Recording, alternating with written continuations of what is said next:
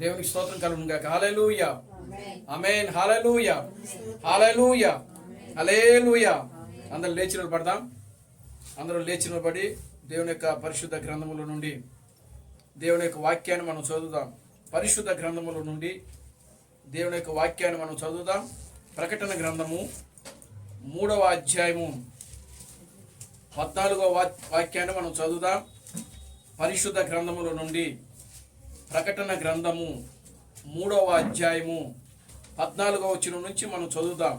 లవోదికలో ఉన్న సంఘపు దూతకు ఇలాగు రాయము.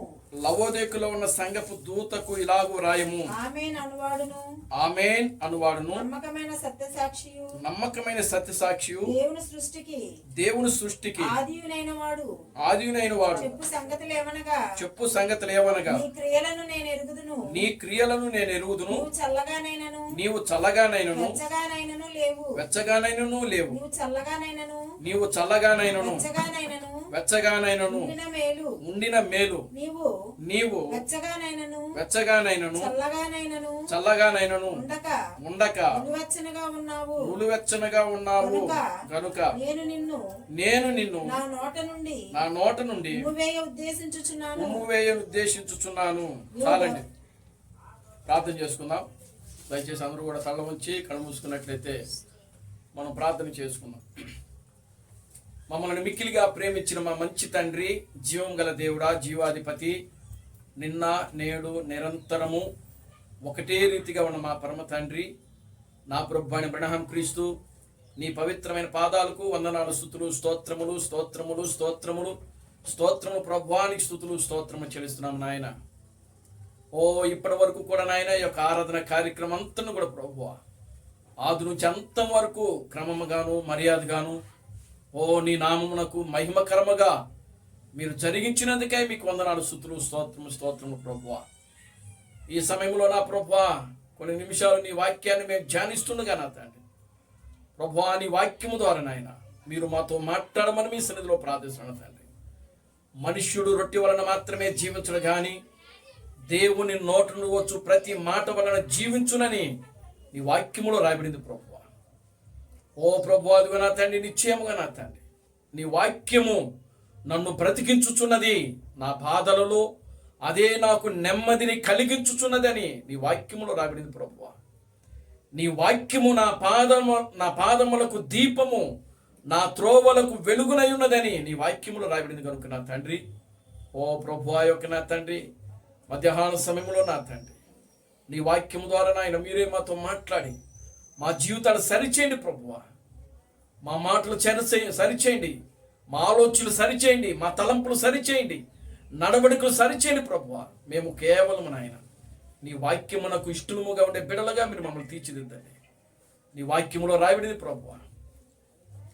నాయన అదుగు నా ప్రభువా, నిశ్చయముగా నా తండ్రి, నాయన అదుగు నా తండ్రి, మేము సంపూర్ణంగా నా తండ్రి నీ వాక్యమునకు విధేయులగునట్లు నీ కృపను దయచేయండి నాయన. మా యొక్క ఆత్మీయ జీవితంలో నాయన నీ వాక్యము ద్వారా మీరు మాతో మాట్లాడి మా యొక్క ఆత్మీయ జీవితాలను మీరు బలపరచమని మీ సన్నిధిలో ప్రార్థిస్తున్నాను తండ్రి. ప్రభువా సహాయం చేయండి, అన్ని విషయాలన్నీ కృపణ దయచేయండి. సమస్త ఘనత మహిమను మీద తెచ్చుకోండి. జీవం కలిగిన నా ప్రభు అయిన అబ్రహాం క్రీస్తును నీ సర్వశక్తి కలిగిన నామములో ప్రార్థించి స్తుతించి వేడుకొనుచున్నాము. ఆమేన్, ఆమేన్. అందరూ కూర్చోండి, అందరూ కూడా కూర్చోండి. దేవునికి స్తోత్రం కలుగును గాక. Hallelujah, amen. హల్లెలూయా, హల్లెలూయా, హల్లెలూయా, హల్లెలూయా. మన ప్రభువును రక్షకుడును విమోచకుడైన ప్రభు అయిన అబ్రహాం క్రీస్తు నామములో మీ అందరికీ నా వందనాలండి. అందరికీ వందనాలు. దేవునికి స్తోత్రం కలుగును గాక. హల్లెలూయా, హల్లెలూయా, హల్లెలూయా. దేవుడు గడిచిన దినములన్నీ కూడా ఆయన యొక్క ఉచితమైన కృపను బట్టి, దయను బట్టి, ప్రేమను బట్టి దేవుడు మనలను కాపాడి, మనలను రక్షించి, మనలను బ్రతికించి, మనలను ఆయన సజీవులుగా ఉంచుతా ఉన్నాడు. దేవునికి స్తోత్రం కలుగును గాక. హల్లెలూయా. ఎంతో మందికి లేని భాగ్యమును దేవుడు మనకు అనుగ్రహిస్తా ఉన్నాడు. దేవునికి స్తోత్రం కలుగును గాక. హల్లెలూయా. ఈ దినమును చూడాలని అనేక మంది బిడ్డలు ఆశపడ్డారు, కానీ దేవుడు వారికి ఆ అవకాశం ఇవ్వలేదు. దేవునికి స్తోత్రం కలుగును గాక. హల్లెలూయా. మనం ఈ రోజున ఆరోగ్యవంతులుగా ఉన్నాము అని అంటే అది కేవలము దేవుని యొక్క ఉచితమైన కృప. దేవునికి స్తోత్రం కలుగును గాక. హల్లెలూయా. దినదినము కూడా మనము దేవుని యొక్క స్వస్థతను మనం పొందుకుంటా ఉన్నాం. దేవుడు మనకు స్వస్థతను ఇవ్వకపోతే ప్రియులరా మనము స్వస్థత పొందలేము. దేవునికి స్తోత్రం కలుగును గాక. హల్లెలూయా. దేవుడు మనకు ఆరోగ్యం ఇవ్వకపోతే ప్రియులరా మనంతట మనము ఆరోగ్యమును ఏమాత్రము కూడా సంపాదించుకోలేం. దేవునికి స్తోత్రం కలుగును గాక. హల్లెలూయా. కనుక ఈ రోజున మనమంతా కూడా ఆరోగ్యవంతులుగాను స్వస్థత పొందిన వారుగాను మనముండి మరలా ఈ దినమున ఆయన యొక్క సన్నిధిలో కూడుకొని దేవుని స్తుతించడానికి, దేవుని ఘనపరచడానికి, దేవుని నామాన్ని మహిమపరచడానికి దేవుడు మనకు ఒక మంచి సమయాన్ని ఇచ్చాడు. దేవునికి స్తోత్రం కలుగును గాక. హల్లెలూయా. ఆమేన్. హల్లెలూయా. సరే, దేవుని యొక్క పరిశుద్ధ గ్రంథముల నుండి మనం చదువుబడినటువంటి యొక్క వాక్య భాగములో ప్రకటన గ్రంథము 3వ అధ్యాయము 14వ వచనాన్ని మరొకసారి మనం చదువుదాం. పరిశుద్ధ గ్రంథముల నుండి ప్రకటన గ్రంథము 3వ అధ్యాయము 14వ వచనాన్ని మనం చదువుదాం. లవోదికలో ఉన్న సంఘపు దూతకు ఇలాగు రాయము. లవోదికలో ఉన్న సంఘపు దూతకు ఇలాగు రాయము. ఆమేన్ అనువాడును. ఆమేన్ అనువాడును. నమ్మకమైన సత్యసాక్షియు. నమ్మకమైన సత్యసాక్షియు. దేవుని సృష్టికి ఆదియునైన వాడు చెప్పు సంగతులు ఏవనగా నీ క్రియలను చాలండి. దేవునికి స్తోత్రం కలుగును గాక. హల్లెలూయా. ఆమేన్. హల్లెలూయా. ఈ మధ్యాహ్న సమయంలో మనం ధ్యానం చేయబోయేటువంటి అంశం పేరు ఏంటంటే ఆమేన్ అనువాడు. దేవునికి స్తోత్రం కలుగును గాక. హల్లెలూయా. ఆమేన్ అనువాడు. ఈ మధ్యాహ్న సమయంలో మనం ధ్యానం చేయబోయేటువంటి అంశం ఆమేన్ అనువాడు. దేవుని నామానికి మహిమ కలుగును గాక. హల్లెలూయా. ఆమేన్ అంటే అర్థం ఏమిటి? ఆమేన్ అంటే అర్థం ఏంటంటే జరుగును గాక, అలాగూ జరుగును గాక. దేవునికి స్తోత్రం కలుగును గాక. హల్లెలూయా. ఆమేన్ అంటే అర్థం ఏంటి? అలాగూ జరుగును గాక అని అర్థం. దేవుని నామానికి మహిమ కలుగును గాక. హల్లెలూయా. చూడండి ప్రియులారా, గమనించండి. ఈ లవోదిక సంఘ కాలము ఆమేన్ అనువాడితో ప్రారంభమవుతుంది. ఆమేన్ అనువాడితో ప్రారంభమవుతుంది. ఆమేన్ అనువాడు నమ్మకమైన సత్యసాక్షి, దేవుని సృష్టికి ఆదినైన వాడు. ఈ 3 పదాలు కూడా దేవునికి సంబంధించినవే. దేవునికి స్తోత్రం కలుగును గాక. హల్లెలూయా. ఈ 3 పదాలు ఎవరికి సంబంధించినవి? దేవునికి సంబంధించినవి. ఆమేన్. హల్లెలూయా. కనుక చూడండి ప్రియులారా, గమనించండి. ఈ లవోదిక సంఘ కాలము ఆమేన్ అనువాడుతో ప్రారంభమవుతా ఉన్నది. ఎవరితో ప్రారంభమవుతుంది? ఆమేన్ అనేటువంటి వ్యక్తితో ప్రారంభమవుతా ఉన్నది. దేవునికి స్తోత్రం కలుగును గాక. హల్లెలూయా. మనము గత 6 సంఘ కాలాలను మనం గమనిస్తే 6 సంఘ కాలాల్లో కూడా ఆమేన్ అన్న మాట ఉండదు. దేవునికి స్తోత్రం కలుగును గాక. హల్లెలూయా. కేవలము ఈ యొక్క 7వ సంఘ కాలంలోనే, ఈ లవోదిక సంఘ కాలమే ఆమేన్ అనేటువంటి వ్యక్తితో ప్రారంభమవుతా ఉన్నది. దేవునికి స్తోత్రం కలుగును గాక. హల్లెలూయా. చూడండి, గత 6 సంఘకాలను మనం గమనిస్తే అక్కడ ఎక్కడ కూడా ఈ ఆమేన్ అనేటువంటి మాట మనకు కనబడదు. 6 సంఘకాలాల్లో ఆమేన్ అనేటువంటి మాట కనబడదు. 6 సంఘకాలాలు ఎక్కడున్నాయి అని అంటే 2వ అధ్యాయము 3వ అధ్యాయంలో మనకు ఆ యొక్క 7 సంఘకాలాలు కనబడతాయి. కనుక చూడండి, 6 సంఘకాలాలు కూడా మనం గమనిస్తే జరిగిన చరిత్ర గురించి బ్రహ్మ గారు మాట్లాడుతున్నాడు. ఎవరి గురించి మాట్లాడుతున్నాడు? జరిగిన చరిత్ర. దేవునికి స్తోత్రం కలుగును గాక. హల్లెలూయా. అంటే జరిగింది అంటే 6 సంఘ కాలాల్లో ఏమి జరిగిందో దాని గురించి ఆయన మాట్లాడుతూ ఉన్నాడు. దేవునికి స్తోత్రం కలుగును గాక. హల్లెలూయా. చూడండి ప్రియులారా, గమనించండి. ఈ 7వ సంఘ కాలము దగ్గరకు వచ్చేటప్పటికి ప్రజెంట్ ఏం జరుగుతుందో మాట్లాడుతున్నాడు ఆయన. దేవుని స్తోత్రం కలుగును గాక. హల్లెలూయా. అంటే 6 సంఘ కాలాలు జరిగిపోయినాయి. క్రీస్తు ప్రేమ భూమి మీదకి వచ్చేటప్పటికి ఏ సంఘ కాలం ప్రారంభమైంది? 7వ సంఘ కాలము ప్రారంభమైంది. ఆ 7వ సంఘ కాలము ఎవరితో ప్రారంభమవుతున్నది అని అంటే ఆమేన్ అనువాడుతో ప్రారంభమవుతా ఉన్నది. దేవునికి స్తోత్రం కలుగును గాక. హల్లెలూయా. అంటే ఆమేన్ అని అంటే అర్థం ఏంటి? జరుగును గాక అని అర్థం. అంటే 7వ సంఘ కాలంలో ఏమైతే జరుగుపోతుందో వాటన్నిటిని కూడా ఆయన ఏం చెప్తున్నాడనంటే ఆమేన్ అని పలుకుతా ఉన్నాడు. దేవుని స్తోత్రం కలుగును గాక. హల్లెలూయా. ఆమేన్. హల్లెలూయా. ఆమేన్ అని వాటికి పలుకుతున్నాడు. దేవుడే ఆమేన్ అయి ఉన్నాడు. ఆయన దేవుడే ఆమేన్ అయి ఉన్నాడు. ఆమేన్ అంటే జరుగును గాక. కనుక 6 సంఘ కాలాల్లో ఏదైతే జరిగిందో అవంతా కూడా చరిత్రగా చేయబడ్డాయి.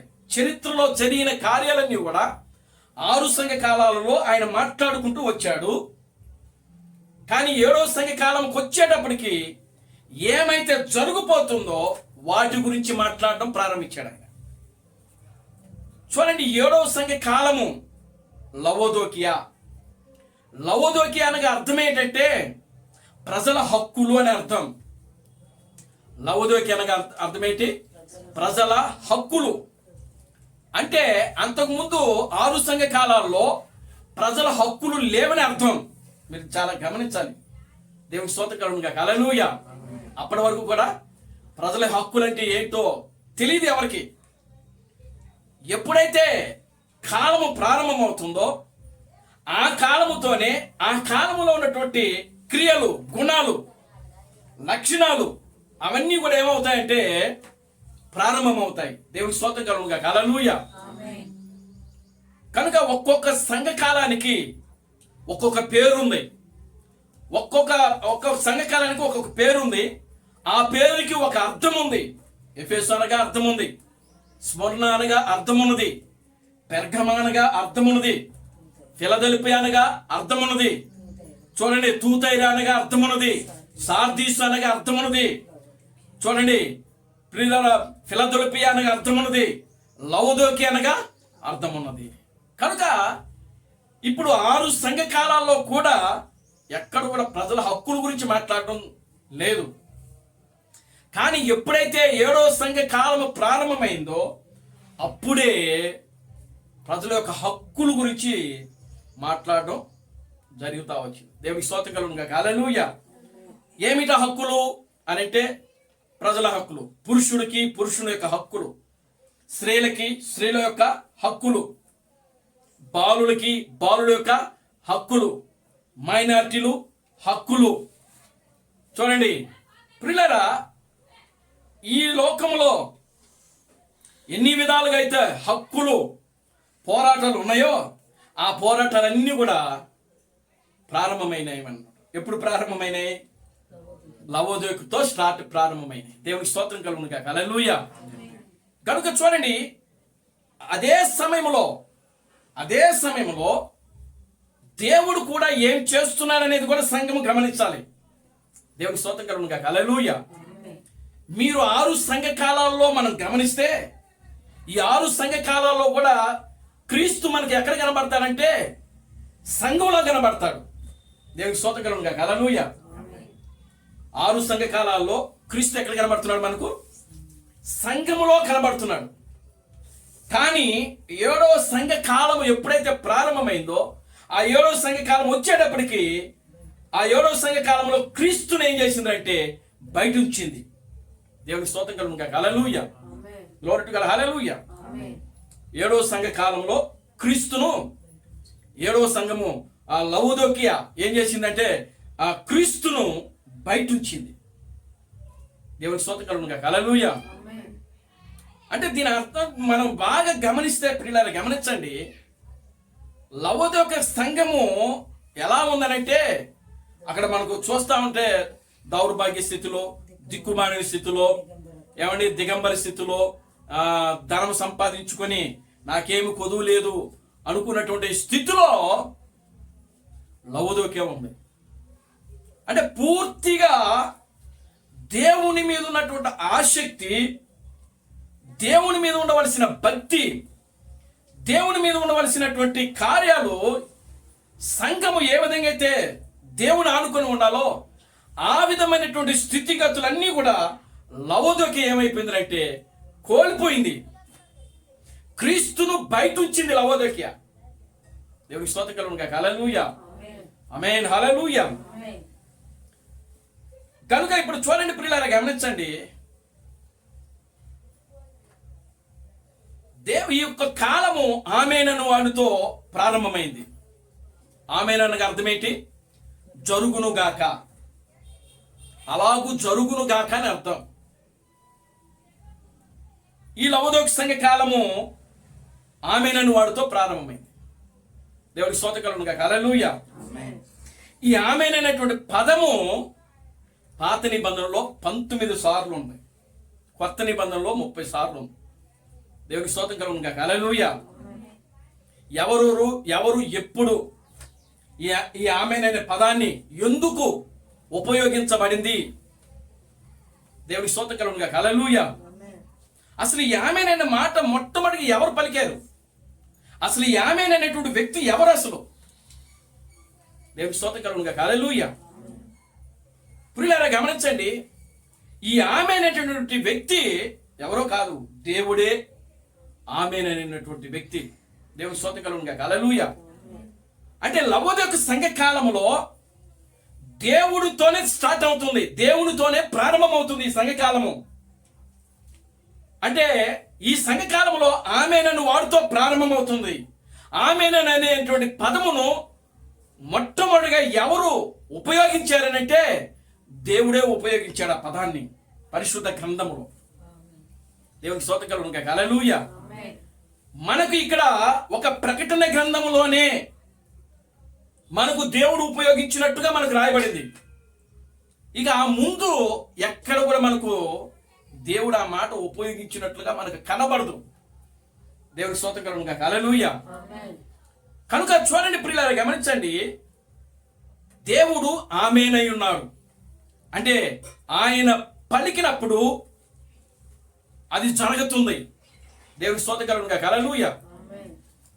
కనుక ఇప్పుడు చూడండి, మనం గమనించినప్పుడు ప్రియులారా, ఈ లవోదికయ మొదటి 6 సంఘ కాలాలు కూడా ఎక్కడ కూడా ఈ యొక్క ఆమేన్ అనే మాట ఉపయోగించబడలేదు. ఈ 7వ సంఘ కాలంలోనే అది మనకు మొట్టమొదటిగా దేవుడు ఆమేన్ అనేటువంటి వ్యక్తితో అది ప్రారంభం అవుతున్నట్లుగా మనము చూస్తా ఉన్నాం. దేవునికి స్తోత్రం కలుగును గాక. హల్లెలూయా. చూడండి, ఇప్పుడు ఆమేన్ అని అంటే జరుగును గాక, అలాగూ జరుగును గాక అని అర్థం. మరి దేవుడు ఎప్పుడు పలికాడు, ఎలా పలికాడు అని మనం ఒకసారి పరిశుద్ధ గ్రంథంలోనికి, అంటే పరిశుద్ధ గ్రంథంకి ఆవలకి బయటికి వెళ్ళాలి మనం. దేవునికి స్తోత్రం కలుగును గాక. హల్లెలూయా. బయటికి వెళ్ళాలంటే అర్థం ఏంటి అంటే ఆ విషయాలు పరిశుద్ధ గ్రంథంలో రాయబడలేదని అర్థం. దేవునికి స్తోత్రం కలుగును గాక. హల్లెలూయా. చూడండి, దేవుడు మొట్టమొదటిగా ఆమేన్ అని పలికినప్పుడు ఏ ఉద్దేశం ఆయన పలికాడు, ఆ ఉద్దేశం ఏమిటి అని మనం గమనిస్తే, ఆయన మొట్టమొదటిగా ప్రియులారా గమనించండి, ఆమేన్ అని పలికింది ఎప్పుడు అని అంటే ఆయన మొట్టమొదటిగా తనను తాను ఒక రూపంలోకి వచ్చాడు ఆయన. దేవునికి స్తోత్రం కలుగును గాక. హల్లెలూయా. ఏ రూపంలోకి వచ్చాడు అని అంటే దేవుడు మానవుని ఏ రూపములో అయితే సృజించాలని ఆయన యొక్క ఆలోచనలో ఉందో ఆ యొక్క ఆలోచనలోకి, ఆ యొక్క రూపంలోనికి మొట్టమొదటిగా దేవుడు మారాడు. దేవునికి స్తోత్రం కలుగును గాక. హల్లెలూయా. ఆ రూపమే క్రీస్తు యొక్క రూపము. దేవునికి స్తోత్రం కలుగును గాక. హల్లెలూయా. ఆ రూపమే క్రీస్తు యొక్క రూపం. ఆ రూపమే వాక్యం యొక్క శరీరము. ఆ రూపమే థియోఫిని యొక్క శరీరము. దేవునికి స్తోత్రం కలుగును గాక. హల్లెలూయా. థియోఫనీ అన్న వాక్యం అన్న ఒకటే శరీరము. ఆమేన్. హల్లెలూయా. కనుక ప్రియులారా గమనించండి, దేవుడు మానవుణ్ణి ఏ రూపమునైతే ఆయన సృష్టించాలని ఆయన ఆలోచన ఉన్నదో ఆ మానవుని యొక్క రూపంలోనికి దేవుడు మొట్టమొదటిగా ఆయన వచ్చినప్పుడు, ఆయన తనను తాను పలికినప్పుడు ఆయన రూపంలోకి వచ్చాడు. దేవునికి స్తోత్రం చెప్పండి. హల్లెలూయా.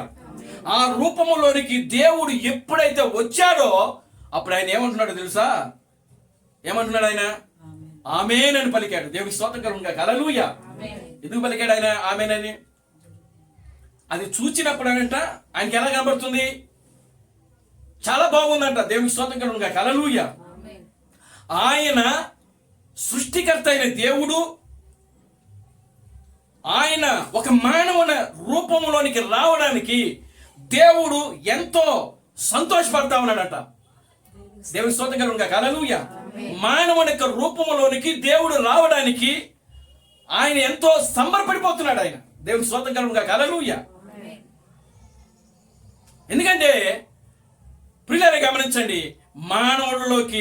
మానవుని యొక్క రూపంలోనికి దేవుడు రావడం అనేది అది చాలా గొప్ప కార్యం కాబట్టి, అందుకని అది చాలా బాగుందని చెప్పి ఆ రూపంలోకి ఆయన ఎప్పుడైతే వచ్చాడో వచ్చిన వెంటనే అది జరుగునుగా అక్కడ పలికాడు ఆయన. ఎప్పుడైతే అలా జరుగునుగా అక్కడ పలికాడో వెంటనే ఏమన్నాడో తెలుసా? ఆమేన్. దేవుని నామానికి మహిమ కలుగును గాక. హల్లెలూయా. ఆమేన్ అన్నగా అర్థం ఏంటి? అది జరుగునుగాక, అలాగ ఉండునుగాక. అంటే ఆ మాటకు ఇక ఆమేన్ అనే మాటకు ఎదురు లేదు. ఆయన ఏదైతే పలుకుతున్నాడో ఆ పలికినప్పుడు వెంటనే అది జరుగునుగాక, అది ఆమేన్ అని పలుకుతున్నాడు ఆయన. దేవుని నామానికి మహిమ కలుగును గాక. హల్లెలూయా. అలాగున దేవుడు ప్రియులారా 7 సార్లు పలికాడు ఆయన. దేవునికి స్తోత్రం కలుగును గాక. హల్లెలూయా. 6 దినాలు సృష్టిని సృష్టించాడు. దానికంటే ముందు ఆయన రూపంలోకి వచ్చాడు కదా.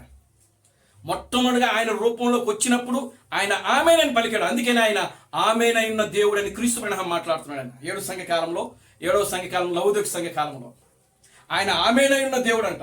ఆయన పేరే ఆమేన్ అయిన దేవుడు అంట ఆయన. దేవుడికి స్తోత్రం కలుగును గాక. హల్లెలూయా. కనుక ప్రియులారా గమనించండి, ఇప్పుడు మనం గమనిస్తే 6 దినాలు ఆయన ఏం చేసినాడు? సృష్టిని పలికాడు. అంటే 6 దినాలు సృష్టిని పలికాడు.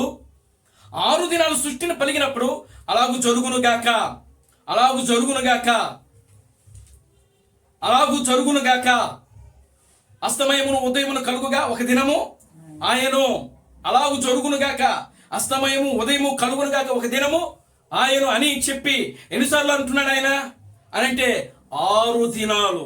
6 దినాలు అంటే ఆదికాండము 1వ అధ్యాయములో ఆయన ప్రియులారా గమనించండి 6 సార్లు పలికాడు ఆమేన్ అనే పదాన్ని. ఎందుకని అని అంటే 6 దినాలు సృష్టి చేశాడు కాబట్టి. దేవునికి స్తోత్రం కలుగును గాక. హల్లెలూయా. అర్థమవుతుందండి? దేవుని నామానికి మహిమ కలుగును గాక. హల్లెలూయా.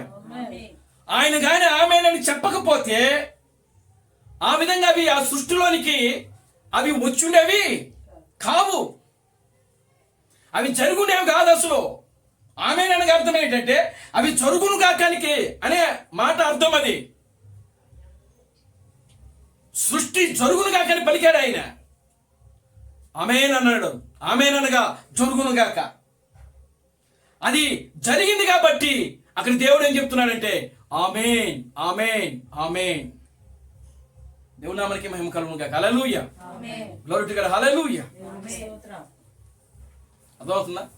దేవుడు ఎన్నిసార్లు పలికాడు?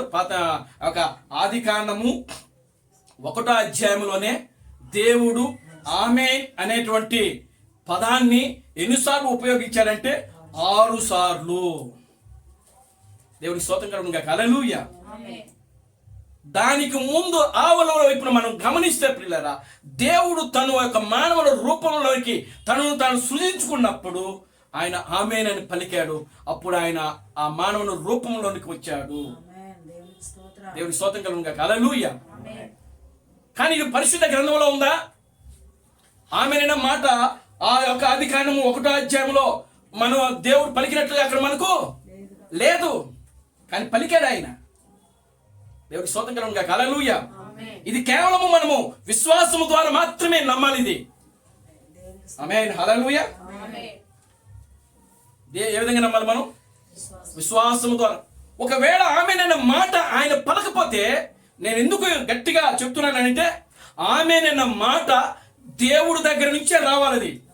ఒకవేళ దేవుడి దగ్గర నుంచి రాకపోతే భూమి మీద ఏ వ్యక్తి కూడా ఆమెనైన మాట పలకడానికి వీలు లేదు. దేవుడికి స్తోత్రం కలుగును గాక. హల్లెలూయా. ఎందుకంటే ఏదైనా సరే అది మొట్టమొదటిగా దేవునితోనే ప్రారంభమవుతున్నది. ఎవరితో ప్రారంభం అవ్వాలి? దేవునితోనే ప్రారంభం అవ్వాలి. మానవుని సృష్టించడానికి ముందు ఆయనే మానవుడిగా మారాడు. Glory to God. Hallelujah. Amen. Hallelujah. దేవుడు మనిషిని సృష్టించడానికి ముందు ఆయన తనను తాను ఆయన ఏం చేసుకున్నాడంటే మానవుడిగా క్రియ చేసుకున్నాడు. ఆయన ఎంత గొప్ప దేవుడు అండి ఆయన. దేవుని స్తోత్రం కలుగును గాక. హల్లెలూయా. ఎంత గొప్ప దేవుడు ఆయన. Amen. Hallelujah. Glory to God. Hallelujah. కనుక ప్రియమైన దేవుని బిడ్డలారా గమనించండి, ఒక ఆదికాండము 1వ అధ్యాయంలోనే మనకు దేవుడు ఆమేనని పలికినట్లు 6 సార్లు పలికినట్లుగా మనకు రాయబడుతున్నది, మనకు తెలియజేయబడుతున్నది. దేవుడు నామానికి మహిమ కలుగును గాక. హల్లెలూయా. దానికంటే ముందు దేవుడు ఒకసారి పలికాడు. ఏమిటి అనంటే, ఆయన మానవుడు రూపంలోకి మారాడు కాబట్టి ఆయన అప్పుడు తనను తాను ఏం చేసుకున్నాడంటే ఆమెనని పలికినప్పుడు ఆయన మానవుడు రూపంలోకి వచ్చేసాడు. దేవుని స్తోత్రం కలుగును గాక. హల్లెలూయా. క్రీస్తు యొక్క రూపంలోకి వచ్చేసాడు. వాక్యం యొక్క రూపంలోకి వచ్చేసాడు. పూర్తిగా ఆయన వాక్యము రూపంలోకి వచ్చేసాడు. క్రీస్తు యొక్క రూపంలోకి. క్రీస్తుకు పూర్వము క్రీస్తు శకం అంటే అదే అర్థం. క్రీస్తుకు పూర్వం అంటే అర్థం ఏంటి? క్రీస్తు పూర్వం ఆయన క్రీస్తుగా ఉన్నాడు. క్రీస్తు శకం అంటే ఏ క్రీస్తు అయితే ఉన్నాడో ఆ క్రీస్తు భూమి మీదకి వచ్చినప్పుడు అది క్రీస్తు శకంగా మారింది. అర్థమవుతుందా? దేవుని స్తోత్రం కలుగును గాక. హల్లెలూయా. క్రీస్తు చాలా మంది ఏమంటారంటే క్రీస్తు పూర్వం క్రీస్తు లేడు కదా అని అంటారు. ఒకవేళ క్రీస్తు పూర్వం క్రీస్తు లేకపోతే ఆ క్రీస్తు శకం క్రీస్తుగా ఎట్లా మారింది? దేవుని నామానికి మహిమ కలుగును గాక. హల్లెలూయా. కనుక ప్రియమైన దేవుని బిడ్డలారా, దేవుడు మొట్టమొదటిగా ఆయన క్రీస్తుగా ఆయన మొట్టమొదటిగా తనను తాను క్రీస్తు యొక్క రూపంలోకి వచ్చాడు. ఆ క్రీస్తు రూపంలోకి వచ్చిన తర్వాతనే ఈ సృష్టి అంతటిని ఆయన ఏం చేసినాడంటే సృజించాడు. దేవునికి స్తోత్రం కలుగును గాక. హల్లెలూయా. చూడండి ఆ మాట మనం చదువుదాం. కొలస్సీలకు రాసిన పత్రిక 1వ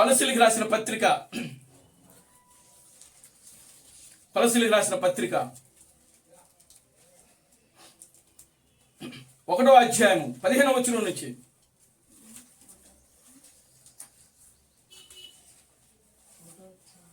కొలస్సీలకు రాసిన పత్రిక 1వ అధ్యాయం 15వ వచనం నుంచి చూడండి. ఆయన అదృశ్య దేవుని చూడండి.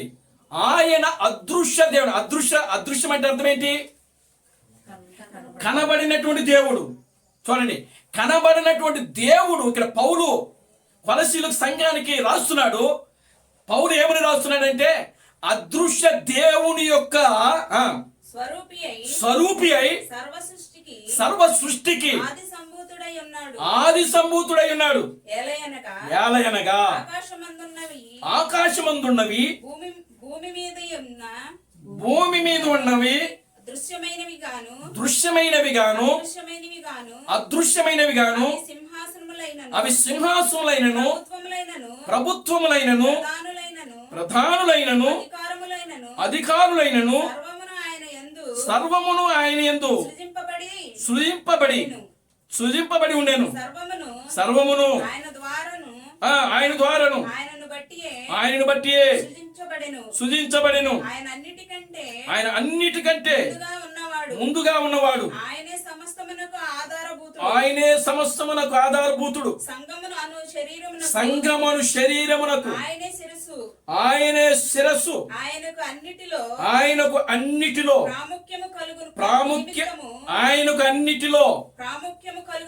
ప్రాముఖ్యత కలుగు నిమిత్తము ఆయన ఆది అయ్యుండి మృతులలో నుండి లేచుటలో ఆది సంభూతుడైన. చాలండి, చూడండి ఇక్కడ మనం గమనిస్తే పౌలు ఏమంటున్నాడంటే ఆ 15వ వచనాన్ని మరొకసారి చదువుతాం. ఆయన అదృశ్య దేవుని స్వరూపి అయి సర్వ సృష్టికి ఆది సంభూతుడై ఉన్నాడు. ఎవరైనా ఆమేన్ అనువాడు. దేవునికి స్తోత్రం కలుగును గాక. హల్లెలూయా.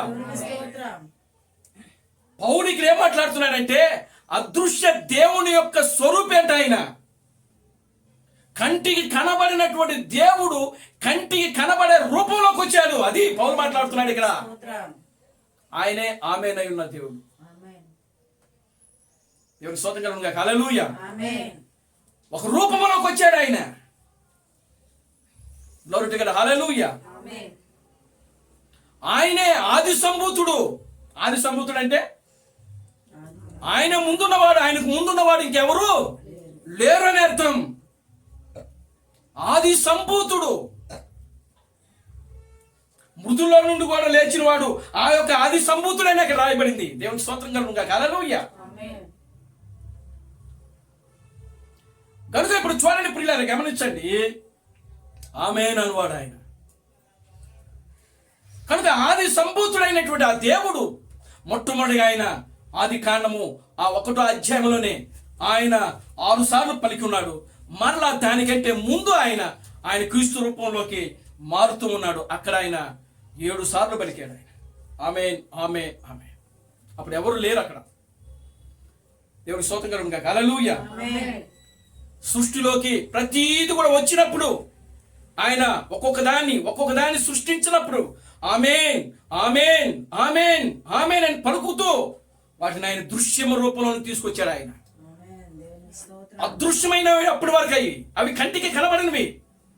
కంటికి కనబడినటువంటి అవి ఎప్పుడైతే ఇవి కలుగునుగా కానీ పలుకుతూ ఉన్నాడో, ఆ పలికినప్పుడు ఆయన ఆమేన్ అని చెప్తున్నాడో, అప్పుడు అవన్నీ కూడా దృశ్య రూపంలోకి వస్తా ఉన్నాయి. దేవునికి స్తోత్రం కలుగును గాక. హల్లెలూయా.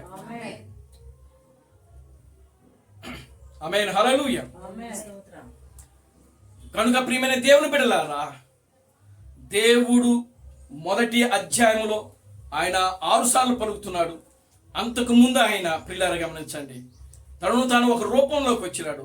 అప్పుడు ఆయన పలుకుతున్నాడు. రెండోది మనం గమనించితే ప్రియులారా, దూతలను సృష్టించాడు ఆయన. దూతల వ్యవస్థను కూడా సృష్టించాడు ఆయన. దూతల వ్యవస్థను సృష్టించినప్పుడు కూడా ఆయన ఆమేన్ పలికాడు. ఒకవేళ అలా ఆమేన్ పలకపోతే ఆ దూతల వ్యవస్థ బయటకు వచ్చేది కాదు. దేవునికి స్తోత్రం కలుగును గాక. హల్లెలూయా. ఇవన్నీ కూడా మనకు కంటికి కనబడి, అంటే బైబిల్కి, పరిశుద్ధ గ్రంథానికి ఆవల వైపున ఉన్నటువంటి సంగతులు ఇవి. దేవుని నామానికి మహిమ కలుగును గాక. హల్లెలూయా. ఇప్పుడు సృష్టిని చేశాడు. సృష్టిలో ఉన్నటువంటి ప్రతిది కూడా దేవుడు సృష్టించాడు. ఆ సృష్టిని ఏలుటకు దేవుడు మానవుని సృష్టించాడు. మానవుని సృష్టించినప్పుడు కూడా ఆయన ఏం చేసినాడు? ఆమేనని పలికాడు. మానవుని సృష్టించిన ఏ రోజున? 6వ రోజున ఆయన. దేవుని నామానికి మహిమ కలుగును గాక. హల్లెలూయా. 6వ రోజున ఏం చేసినాడు? మానవుని సృష్టించినాడు ఆయన. దేవునికి స్తోత్రం కలుగును గాక. హల్లెలూయా. అప్పటి వరకు కూడా దేవుని దగ్గర ఉన్నటువంటి ఆమేన్ అనేటువంటి మాట ఇప్పుడు మరలా ఏదైనా తోటలోకి వచ్చింది. దేవునికి స్తోత్రం కలుగును గాక. హల్లెలూయా. రెండవది ఏంటంటే ఎక్కడికి వచ్చింది? ఏదైనా తోటలోకి వచ్చింది. ఏదో తోటలో ఎక్కడికి వచ్చింది అని అంటే, అవాదములో 6వ దినమును సృష్టించినప్పుడు వాళ్ళ కోసం దేవుడు ఏం చేసినాడంటే భూమి మీద ఒక తోటను ఏర్పాటు చేసినాడంట. ఒక తోటను ఆయన ఏర్పాటు చేశాడు. ఆ తోటని ఏరుటకు, ఆ తోటని సిద్ధపరచుటకు, వాళ్ళు జీవించుటకు ఆయన ఏం చేసినాడంటే ఆ యొక్క ఏదైనా తోటలో వాళ్ళని తీసుకుని వచ్చి పెట్టాడు. దేవునికి స్తోత్రం కలుగును గాక. హల్లెలూయా. అప్పుడు దేవుడు ఏం చేస్తున్నాడు? ప్రతి సాయంకాల సమయంలో ఆదాముతో కూడా దేవుడు ఏం చేస్తున్నాడంట? సంచరిస్తూ ఉన్నాడంట ప్రతి సాయంకాలపు పూట. దేవునికి స్తోత్రం కలుగును గాక. హల్లెలూయా. అప్పుడు ఒక రోజున దేవుడు ఆ జంతువులన్నీ కూడా ఆదాము దగ్గరికి తీసుకొచ్చాడంట. దేవుని స్తోత్రకరంగా హల్లెలూయా. జంతువులన్నిటినీ ఆయన ఆ యొక్క ఏదైనా తోటకి తీసుకుని వచ్చినప్పుడు ఆ ఆదాము ముందుకి జంతువులన్నిటినీ, పక్షులన్నిటినీ దేవుడు ఏవేవైతే సృష్టించాడో వాటన్నిటిని కూడా ఆదాము దగ్గరికి తీసుకుని వచ్చాడంట. దేవుని స్తోత్రకరంగా హల్లెలూయా. అప్పుడు ఆదాము నిలబడి వాటికి ఏం చేస్తున్నాడంటే పేర్లు పెడుతున్నాడంట. దేవుని స్తోత్రకరంగా హల్లెలూయా. ఏం పెడుతున్నాడు ఆయన? పేర్లు పెడుతున్నాడు. ఏమని పేర్లు పెడుతున్నారు చూడండి. ఆదికాండము 2వ అధ్యాయము. దేవుడైన బ్రహ్మము ప్రతి భూజంతువును ఆకాశ పక్షులను నేల నుండి నిర్మించి ఆదాము వాటికి ఏ పేర్లు పెట్టినో చూచుటకు అతని యొద్దకు వాటిని రప్పించెను. జీవము గల ప్రతి దానికి ఆదాము ఏ పేరు పెట్టెనో ఆ పేరు దానికి కలిగిన. చూడండి, ఇప్పుడు ఏదైనా తోటలో దేవుడు ఎక్కడున్నాడు అని అంటే ఆదాము దగ్గర నిలబడి ఆ జంతువులన్నీ వచ్చాయి, పక్షులన్నీ వచ్చాయి ఆదాము దగ్గరికి. దేవునికి స్తోత్రకరంగా హల్లెలూయా. వచ్చినప్పుడు జీవము కలిగినటువంటి ప్రతి దానికి ఆదాము ఏం చేసినాడంట? పేర్లు పెట్టాడంట. దేవునికి స్తోత్రకరంగా హల్లెలూయా. క్రీస్తు థామస్ చెప్తున్నాడు, కొట్టబడిన ఏలియా దుప్పటి అనేటువంటి వర్తమానంలో ఆయన మాట్లాడుతున్నాడు. దేవునికి స్తోత్రకరంగా హల్లెలూయా. ఆయన ఏం చెప్తున్నాడంటే ఈ జంతువులన్నిటిని, పక్షులన్నిటిని కూడా అక్కడికి తీసుకొచ్చాడంట. దేవుడు తీసుకుని వచ్చినప్పుడు వాటికి ఆదాము పేర్లు పెట్టడం ప్రారంభించాడు. దేవుడు పెట్టల వాటికి. ఎవరు పెడుతున్నారు? ఆదాము పేర్లు పెడుతున్నారో ఆదాము ఏ పేరైతే వాటికి పెట్టాడో ఆ పేరే నేటికి కూడా ఉన్నవి. దేవుని స్తోత్రకరంగా హల్లెలూయా. చూడండి పిల్లలు, గమనించండి. ఇప్పుడు ఆదాము ఓ సింహాన్ని పిలిచాడు.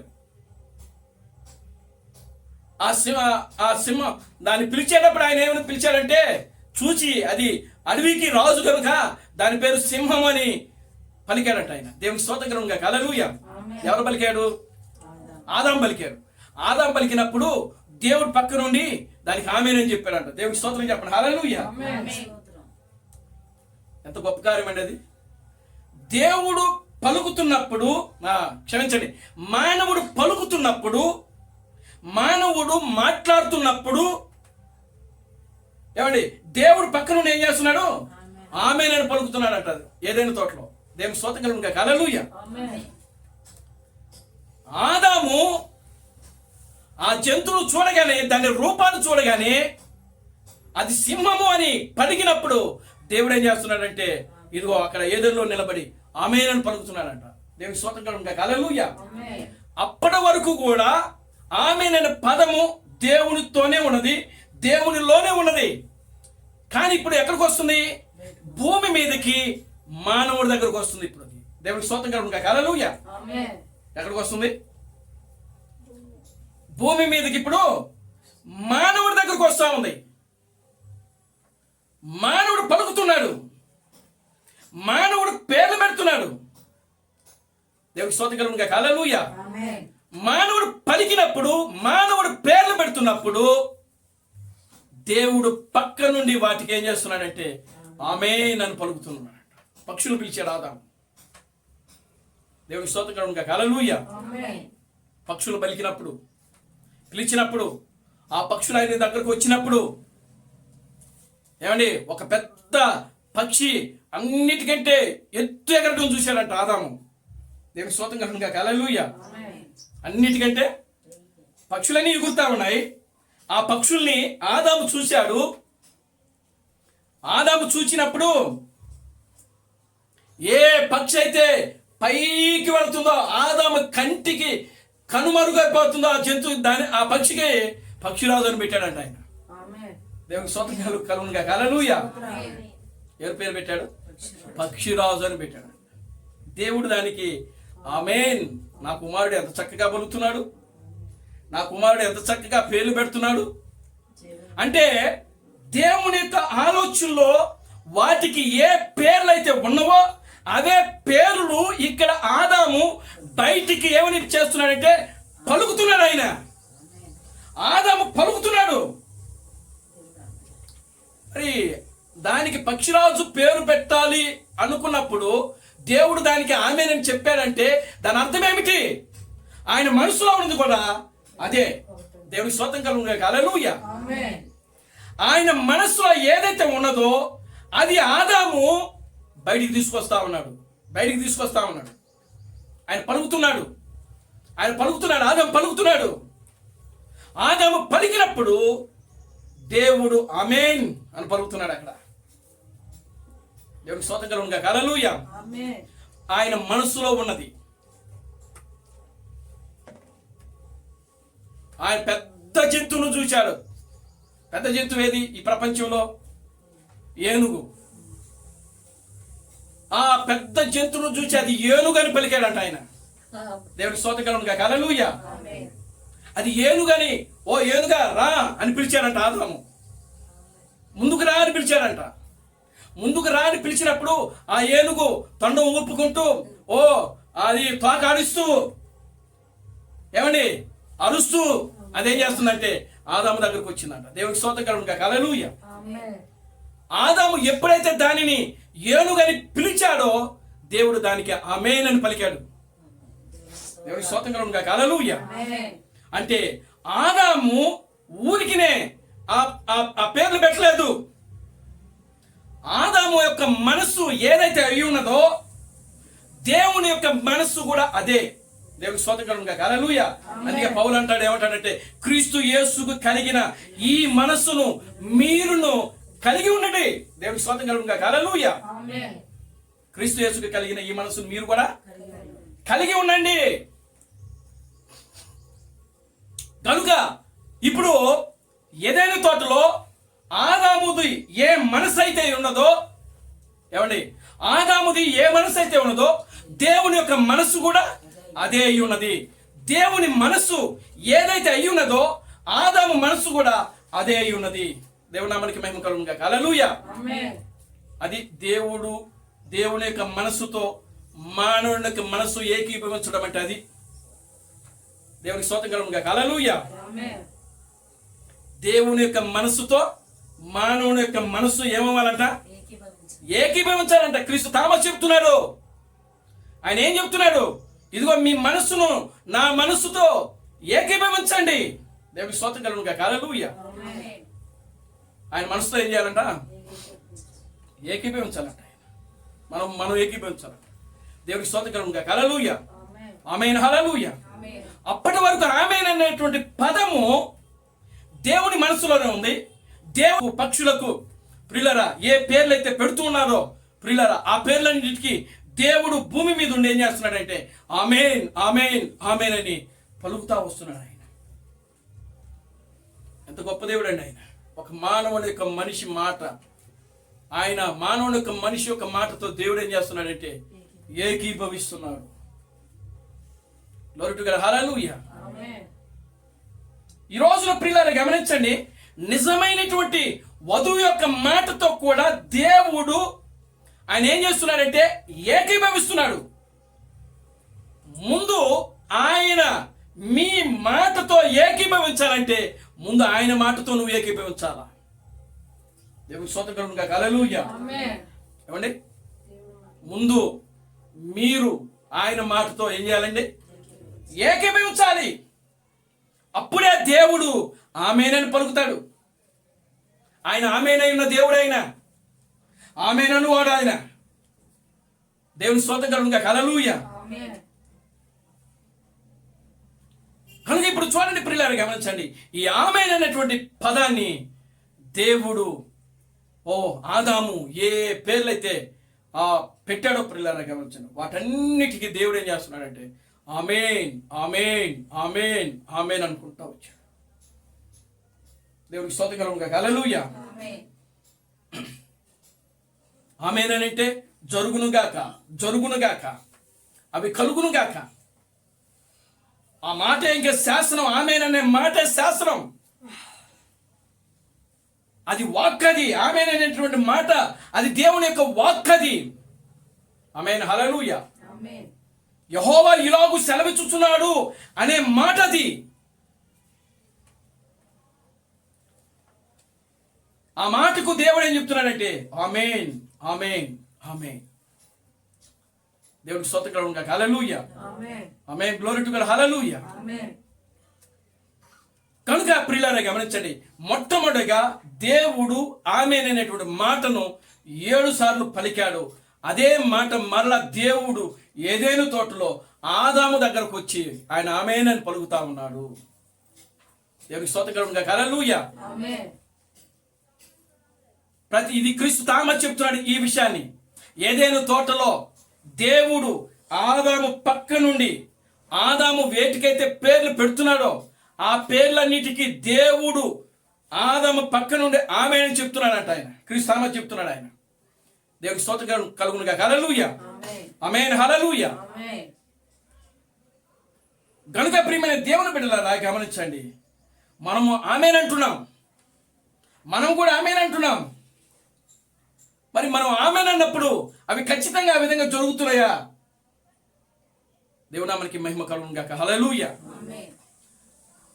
చూడండి ప్రియమైన దేవుని బిడ్డలారా, దేవుడు ఈ సృష్టిని కలుగు చేసినప్పుడు ఆయన ఆమేన్ అని పలికాడు.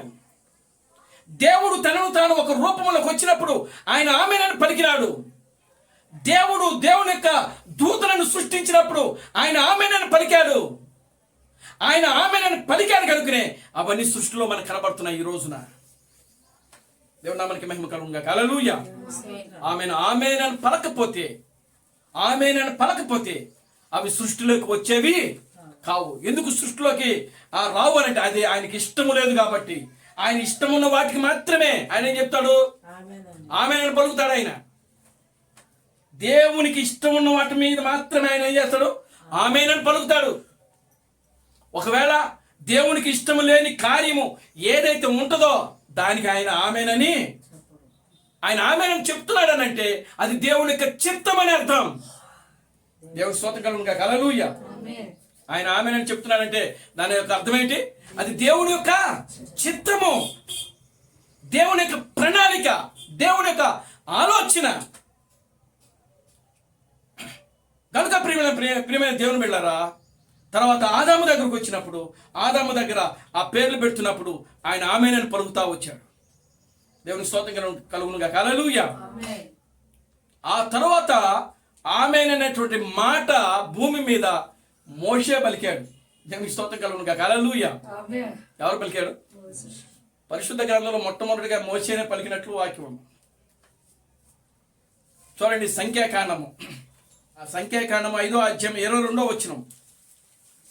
సంఖ్యాకాండము 5వ అధ్యాయం 22వ వచనం.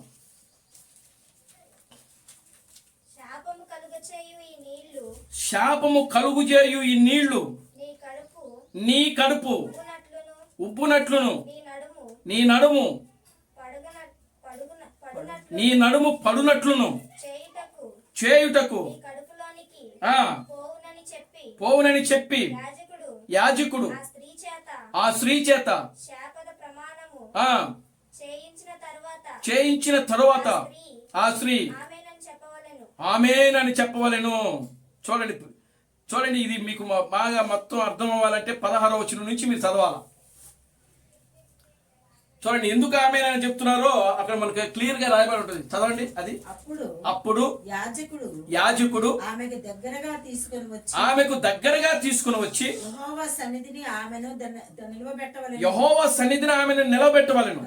తర్వాత యాజకుడు మట్టి కుండతో పరిశుద్ధమైన నీళ్లు తీసుకునవలెను.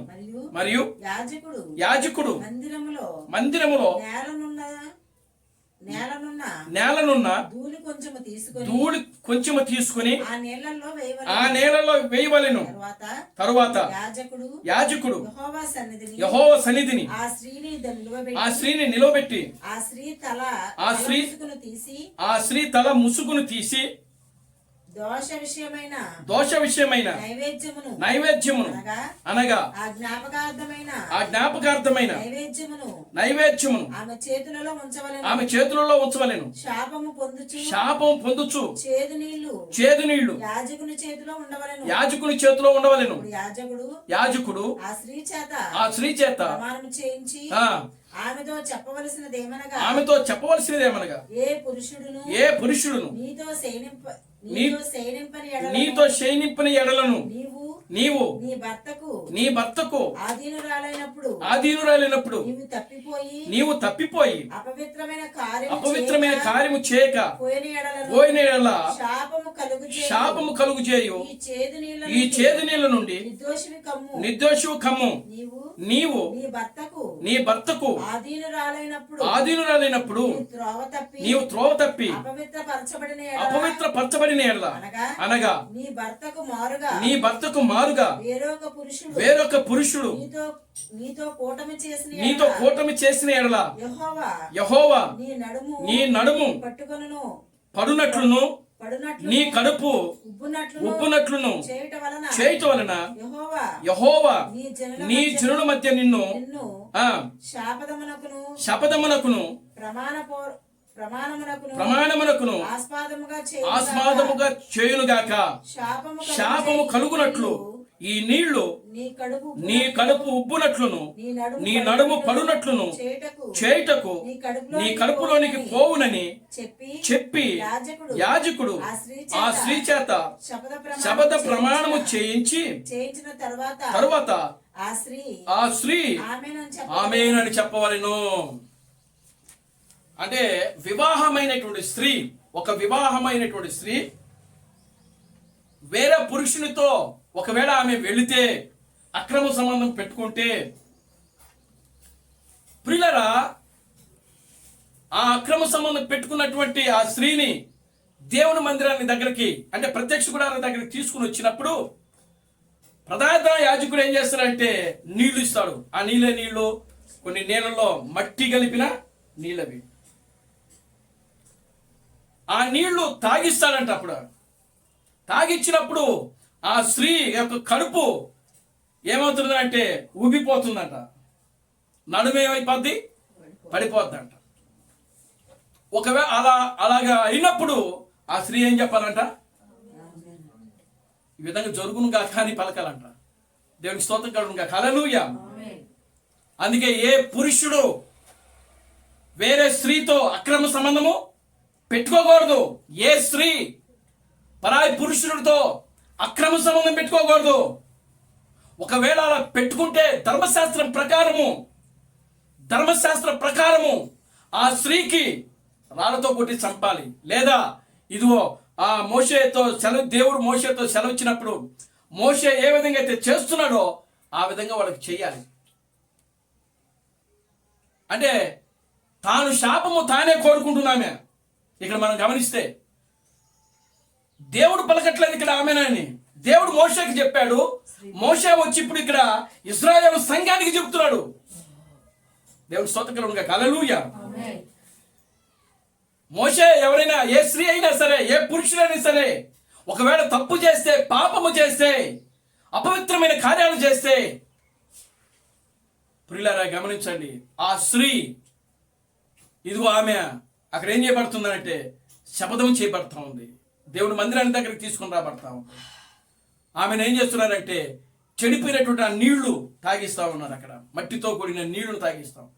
ఆమె కడుపు ఉబ్బిపోతుంది, ఆమె నడుము పడిపోతుంది. దేవుని స్తోత్రం. హల్లెలూయా.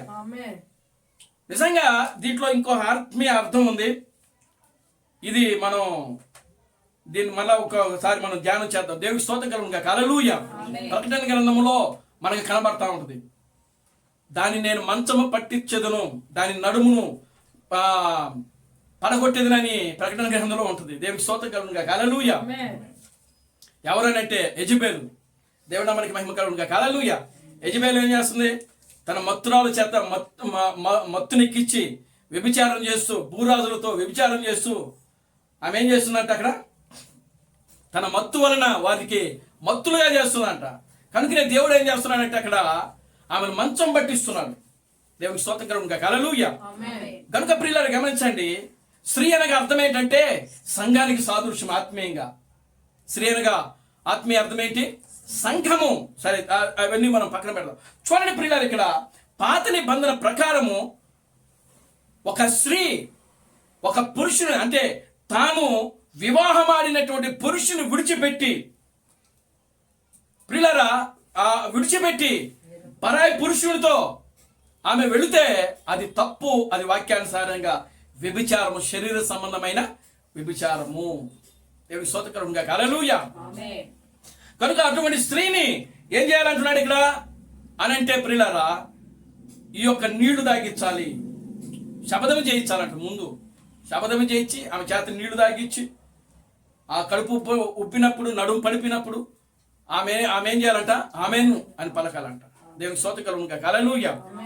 ఇక మనం ఈ విషయాల తర్వాత ద్వితీయోపదేశ కాండము 27వ అధ్యాయము మొదటి నుంచి మనం చదివితే అక్కడ మనకు చాలా విషయాలు మనకు కనబడతా ఉంటాయి. దేవుడు మనకి మహిమ కలుగునుగా హల్లెలూయా. సరే, మనం అవన్నీ కూడా మీరు తర్వాత మీరు చదవండి. ద్వితీయోపదేశ కాండము 27వ అధ్యాయము మొదటి నుంచి కూడా మనం చదివితే అక్కడ మోషే ఆమెనని చెప్పమంటున్నాడు. ఏ ఏ విషయాల్లో చెప్పమంటున్నాడో మనకు అక్కడ క్లియర్గా కూడా మనకు రాయబడి ఉంటాయి. దేవుడు నామానికి మహిమ కలుగునుగా hallelujah. Glory to God hallelujah. చూడండి, ఒక్క విషయాన్ని నేను ఇక్కడ చెప్తాను. ఈ ద్వితీయోపదేశ కాలంలో 27వ అధ్యాయం 16వ వచనాన్ని మనం చదువుదాం. 16వ వచనం, నీ తల్లినైన నీ తన తండ్రినైనను. 17వ వచనం 16 చదవండి. నీ తండ్రినైనను తన తల్లినైనను నిర్లక్ష్యము చేయవాడు శాపగ్రస్తులని చెప్పగా ప్రజలందరూ ఆమేన్ అని చెప్పవలెను. ఈరోజు ఎంతో మంది ప్రియులారా తల్లిదండ్రులను ఏం చేస్తున్నారు? నిర్లక్ష్యపరుస్తున్నారు. ఎంతో మంది పిల్లలు ఒక ఉన్నతమైన స్థాయిలోకి వెళ్ళినప్పుడు వారు ఒక ఉన్నతమైన స్థాయిలోకి వెళ్ళినప్పుడు ప్రియులారా ఆ యొక్క బిడ్డలు తల్లిదండ్రులను ఏం చేస్తున్నారు? నిర్లక్ష్యం చేస్తున్నారు. వాళ్ళని పట్టించుకోవటం లేదు. వాళ్ళ యొక్క యోగక్షేమాలు తెలుసుకోవటం లేదు. వాళ్ళకి పరిచయం చేయటం లేదు. దేవుని స్తోత్రం హల్లెలూయా. తల్లిదండ్రులు పిల్లలకి వాళ్ళ పనులు వాళ్ళు చేసుకునే వయసు వచ్చేంత వరకు కూడా ఆ పిల్లలకి పరిచయం చేసేది ఎవరు? తల్లిదండ్రులే. పక్కన వాళ్ళు వచ్చి చేయరు మనకు చేస్తారండి. దేవునికి స్తోత్రం హల్లెలూయా. కనుక తల్లిదండ్రులు చేసుకోలేనటువంటి స్థితికి వచ్చినప్పుడు ఆ తల్లిదండ్రులకి బిడ్డలు ఏం చేయాలంటే పరిచర్య చేయాలి. దేవునికి స్తోత్రం హల్లెలూయా. ఏం చేయాలి? పరిచర్య చేయాలి.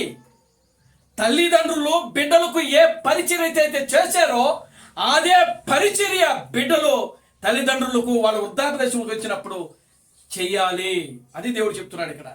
ఒకవేళ అలా చేయకపోతే వాళ్ళని రాళ్ళతో కొట్టాలి. కొడుతున్నప్పుడు ఏం చేయాలో తెలుసా? ప్రజలందరూ కూడా ఏం చేయాలి? ఆమేన్ అని చెప్పాలా, ఆమేన్ అని పలకాల. అర్థమవుతుందా? దేవునికి స్తోత్రం హల్లెలూయా. అర్థమవుతుందా? బిడ్డలు ఏం చేయాలి? తల్లిదండ్రుల్ని నిర్లక్ష్యం చేయకూడదంట. దేవునికి స్తోత్రం హల్లెలూయా.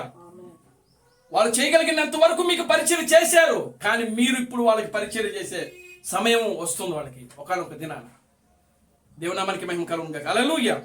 ఆ సమయం వచ్చినప్పుడు తల్లిదండ్రులని ఏ బిడ్డలైతే నిర్లక్ష్యం చేస్తారో, అశ్రద్ధ చేస్తారో, విడిచిపెడతారో ప్రియులారా వాళ్ళని ఏం చేయాలంటే వాళ్ళతో కొట్టాలి, వాళ్ళని చంపాలి. ప్రజలందరూ కూడా ఏం చేయాలంటే దానికి ఆమోదం చేయాలి, ఆమేన్ పలకాల. ఇది దేవుని చట్టము.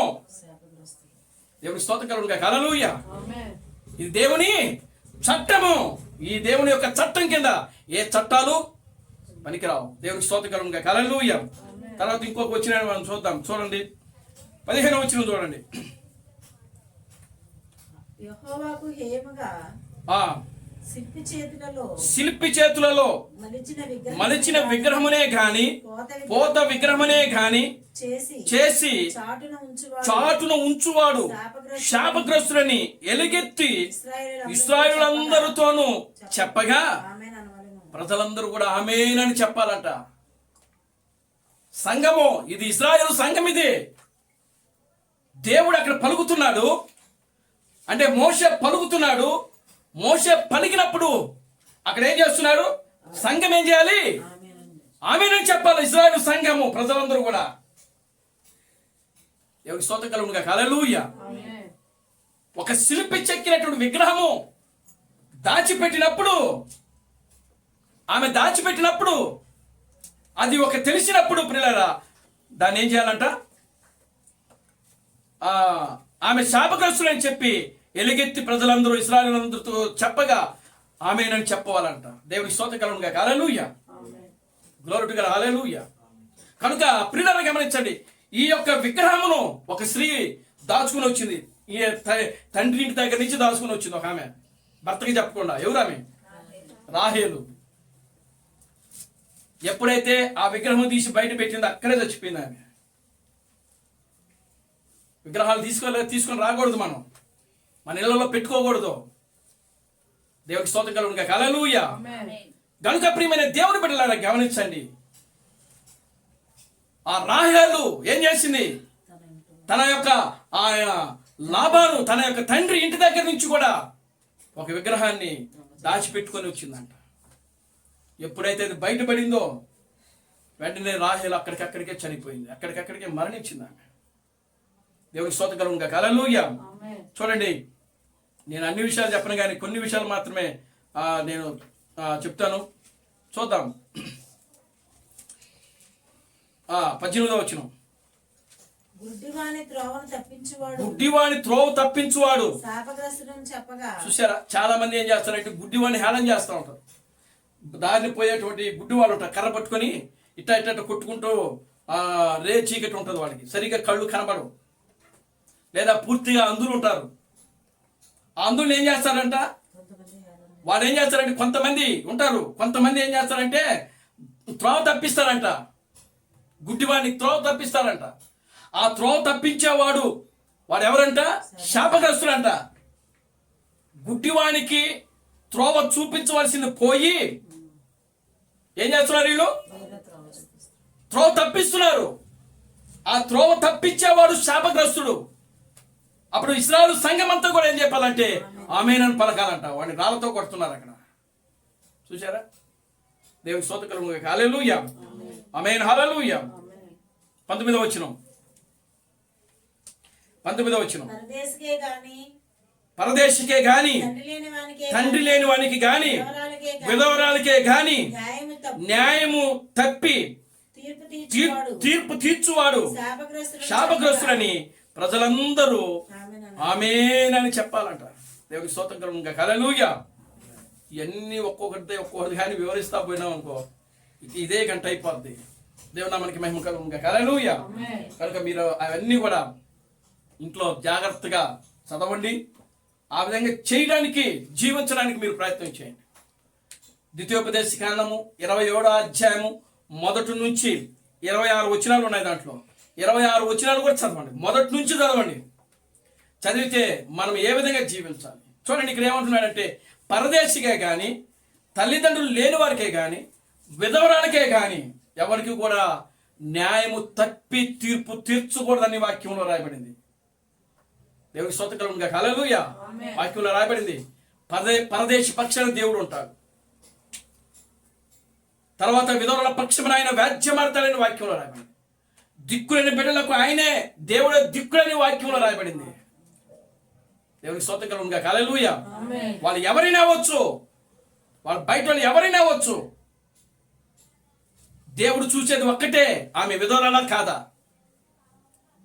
ఆమె భర్త లేనిదే కాదా, ఆ పిల్లలు తల్లిదండ్రులు లేని పిల్లలా కాదా, అనాథులా కాదా. దేవుడికి స్తోత్రం కలుగునుగాక. హల్లెలూయా. వాడు పరదేశే కాదని మాత్రమే చూస్తాడు. దేవునికి స్తోత్రం కలుగునుగాక. హల్లెలూయా.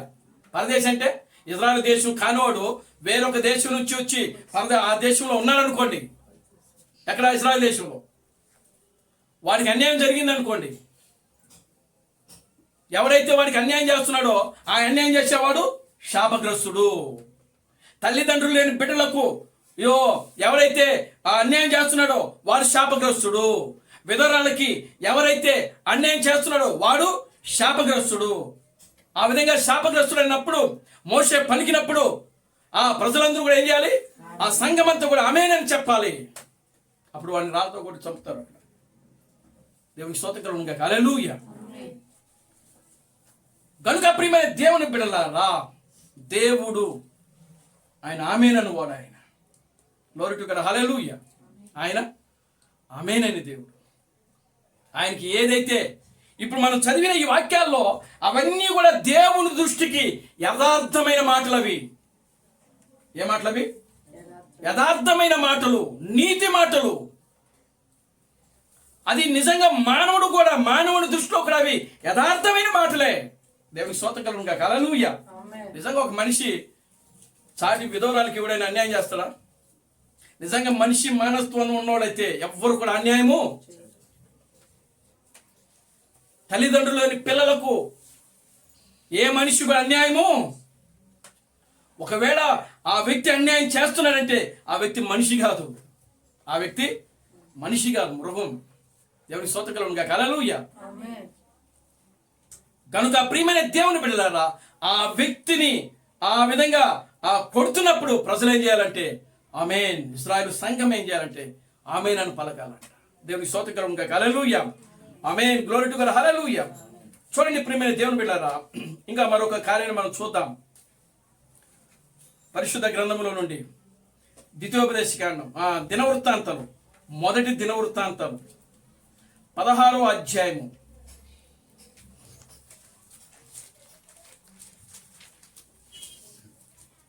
దినవృత్తాంతములు, మొదటి దినవృత్తాంతము 16వ అధ్యాయము. తీశారండి?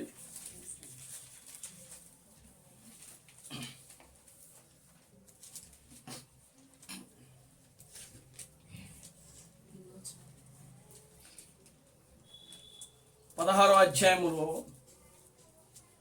చూడండి, 31 నుండి 36 వరకు.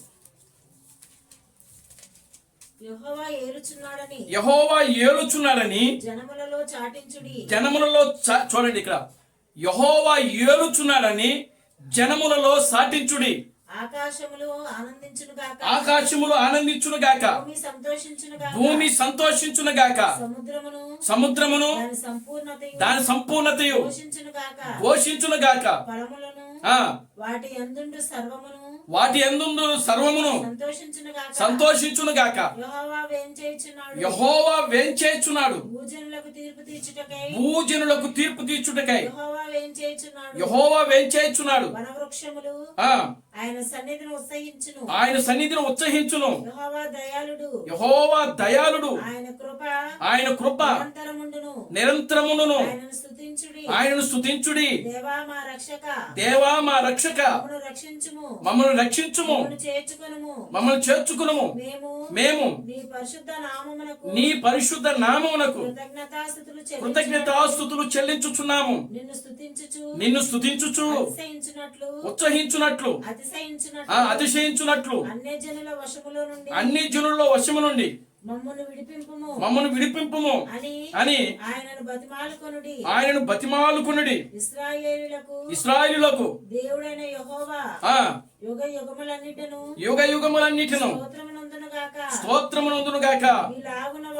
ఇలాగు వారు పాడగా జనులందరూ ఆమేనని చెప్పి యెహోవాను స్తుతించుడి. దేవునికి స్తోత్రం కలుగును గాక. హల్లెలూయా. ఈ మొదటి దినవృత్తాంత గ్రంథములో ఈ 16వ అధ్యాయాన్ని మొత్తం చదివితే అక్కడ ప్రజలు ఏం చేస్తున్నారంటే ఆమేన్ అని చెప్తున్నారంట. దేవునికి స్తోత్రం కలుగును గాక. హల్లెలూయా. ఏం చెప్తున్నారు? ఆమేన్. దేనికి చెప్తున్నారు అనంటే మందసము ఒబేదేదు ఇంట్లో ఉంది.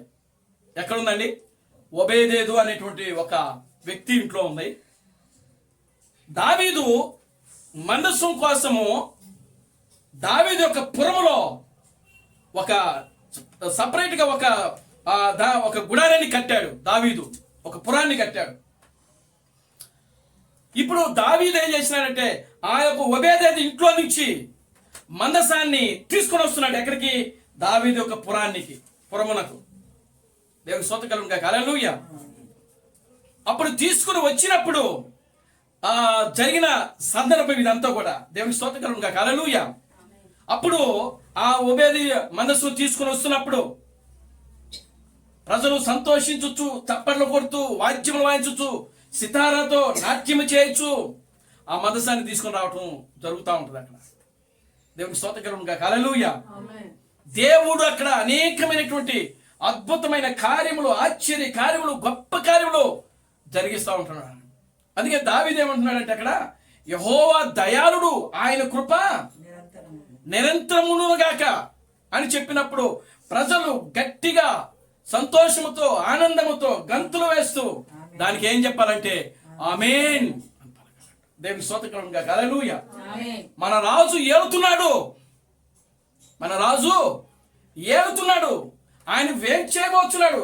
రాజు వస్తున్నాడు మనల్ని ఏలడానికి. ఎవరు ఆ రాజు అని అంటే ఒబేదెదులో నుంచి మందసం వస్తుంది. ఆ మందసాన్ని దావీదు ఏమంటున్నాడంటే రాజు అని పలుకుతున్నాడు. దేవుని స్తోత్రం కలుగును గాక. హల్లెలూయా. ఆ మందసాన్ని దావీదు ఏమని పలుకుతున్నాడు? రాజు. రాజు వస్తున్నాడు, మనల్ని పరిపాలించే రాజు వేంచేయబోతున్నాడు. దేవుని స్తోత్రం కలుగును గాక. హల్లెలూయా. మన పరిపాలించేటువంటి వ్యక్తి ఆయన, మనల్ని ఏలేటువంటి రాజు. దేవుని స్తోత్రం కలుగును గాక. హల్లెలూయా. కనుక ఇప్పుడు మనమందరము కూడా ఆయన యొక్క పాదాల దగ్గర ఏం చేయాలంటే ఆయనకి సాష్టాంగ పడి మనం నమస్కారము చేయాలి. ఆ సందర్భంలో దావీదు ఏం చేస్తున్నాడంటే ఆమేన్ అని గంతులు వేస్తాడు. చూడండి, మరొక వచ్చిన మనం చదువుదాం. కీర్తనలు 4వ అధ్యాయము. కీర్తనలు 4వ అధ్యాయం.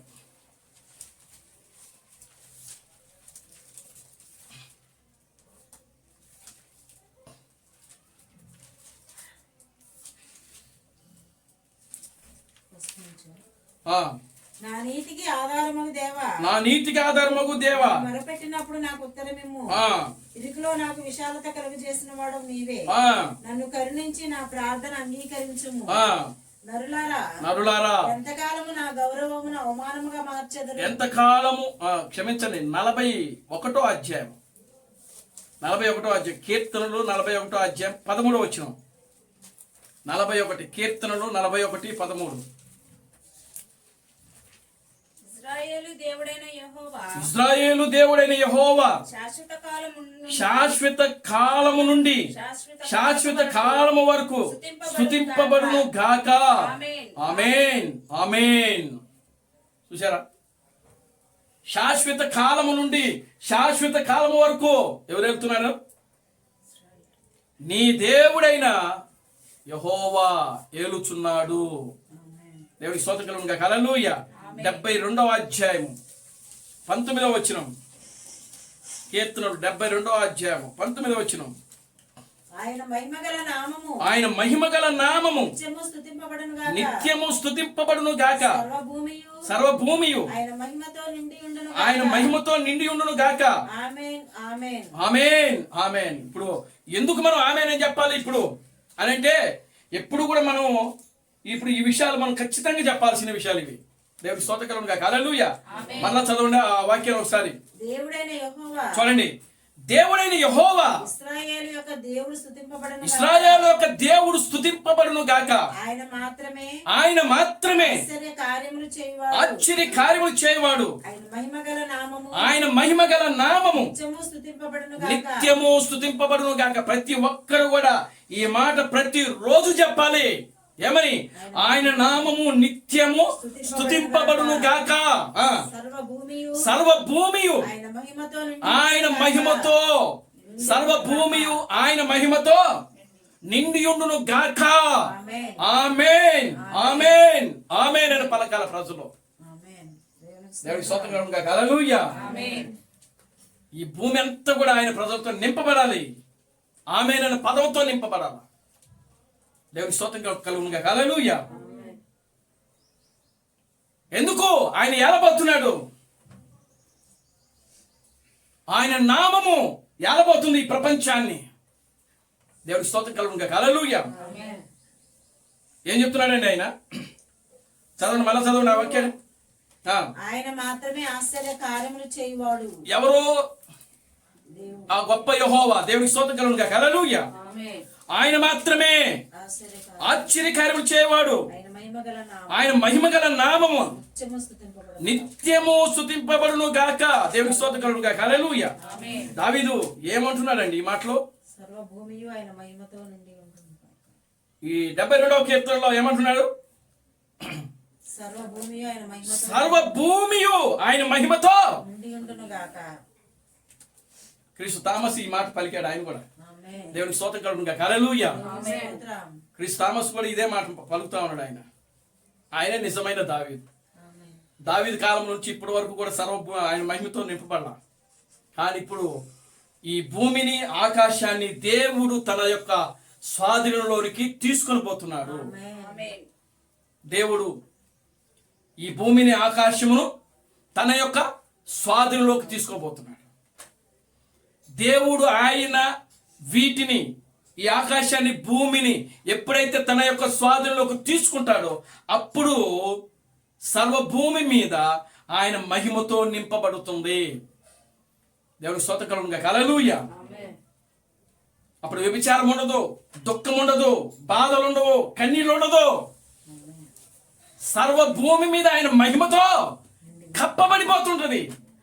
అగాధ జలముల మీద ఆ యొక్క దేవుని ఆత్మ ఏ విధంగా అయితే అల్లాడుచూ ఉండదో ఇప్పుడు సర్వభూమిని ఆయన ఏం చేయబోతున్నాడంటే తన స్వాధీనంలోకి తీసుకోబోతున్నాడు.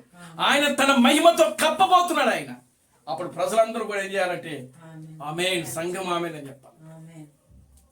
దేవునికి స్తోత్రం కలుగును గాక. హల్లెలూయా. చూడండి 89వ కీర్తన 52వ వచనం. 89, 52.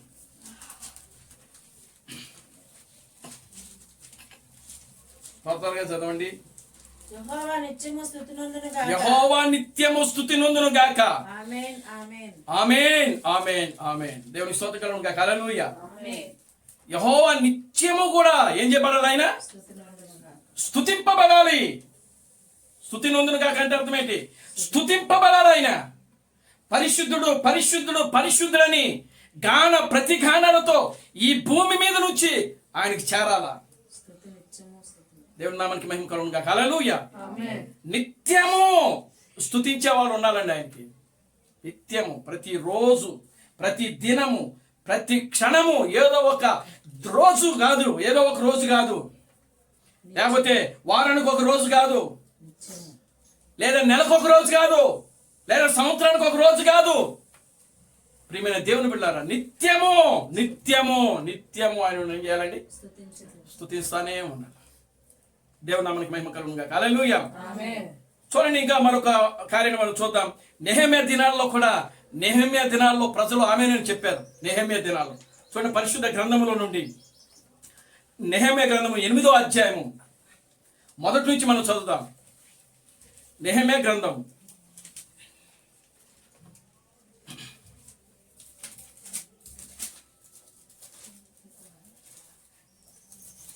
నెహెమ్యా గ్రంథము 8వ అధ్యాయము 1 నుంచి. 7వ నెల రాగా ఇశ్రాయేలీలు తమ పట్టణములలో నివాసులయుండిరి. అప్పుడు జనులందరూ ఏక మనస్కులై నీటి గుమ్మము ఎదుటనున్న మైదానమునకు వచ్చి యెహోవా ఇశ్రాయేలులకు ఆజ్ఞాపించిన మోషే ధర్మశాస్త్ర గ్రంథమును తెమ్మని ఎజ్రాను శాస్త్రితో చెప్పగా యాజకుడైన ఎజ్రా 7వ మాసములో మొదటి దినమున చదవబడు దాని గ్రహింప చదవబడు చదవబడు దాని గ్రహింప శక్తి గల చదవబడి దాని గ్రహింప శక్తి గల స్త్రీ పురుషులు కలిసిన సమాజమంతటి ఎదుటను ఆ ధర్మశాస్త్ర గ్రంథమును తీసుకుని వచ్చి నీటి గుమ్మము ఎదుటనున్న మైదానములో ఉదయం మొదలుకొని మధ్యాహ్నం వరకు నిలుచున్న ఆ స్త్రీ పురుషులకు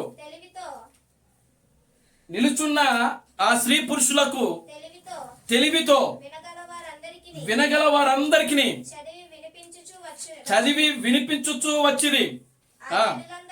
ఆ జనులందరూ ధర్మశాస్త్ర గ్రంథమును శ్రద్ధతో వినిరి. అంతటా శాస్త్రియగు యెజ్రా ఆ పని కొరకు కర్రతో చేయబడిన ఒక పీఠము మీద నిలబడెను. మరియు అతని దగ్గర కుడి పార్శ్వమందు మత్తిత్య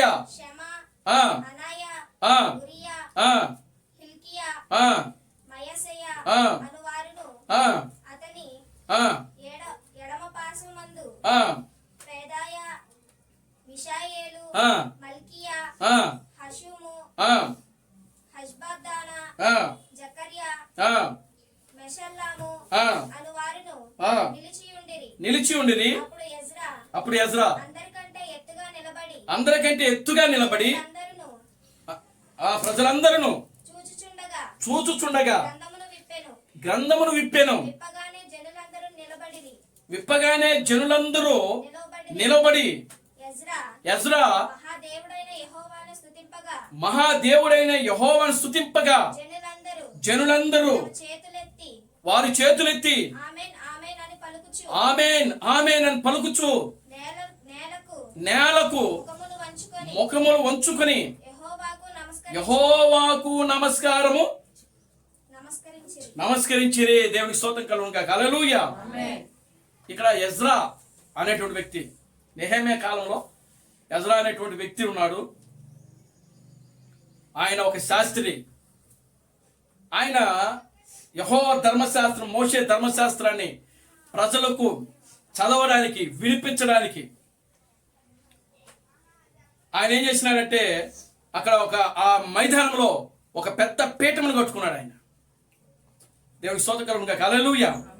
పెద్ద అంటే దాన్ని ఏమంటారంటే స్టేజీ. ఒక విధంగా చెప్పాలంటే స్టేజీ కట్టుకున్నాడు. ఆ స్టేజీ ఎక్కాడు. ఆయన పైకి ఎక్కాడు. కుడి పక్కన ఒక ఆరుగురిని పెట్టుకున్నాడు, ఎడం పక్కన మళ్ళా ఒక ఆరుగురిని పెట్టుకున్నాడు, మధ్యలో ఈయన ఉన్నాడు. దేవునికి స్తోత్రం కలుగును. హల్లెలూయా. మధ్యలో ఈయన ఉన్నాడు. ఉన్నప్పుడు ఆ స్టేజ్ ఎక్కినప్పుడు అందరికంటే కూడా హైట్గా కనబడతా ఉన్నాడు.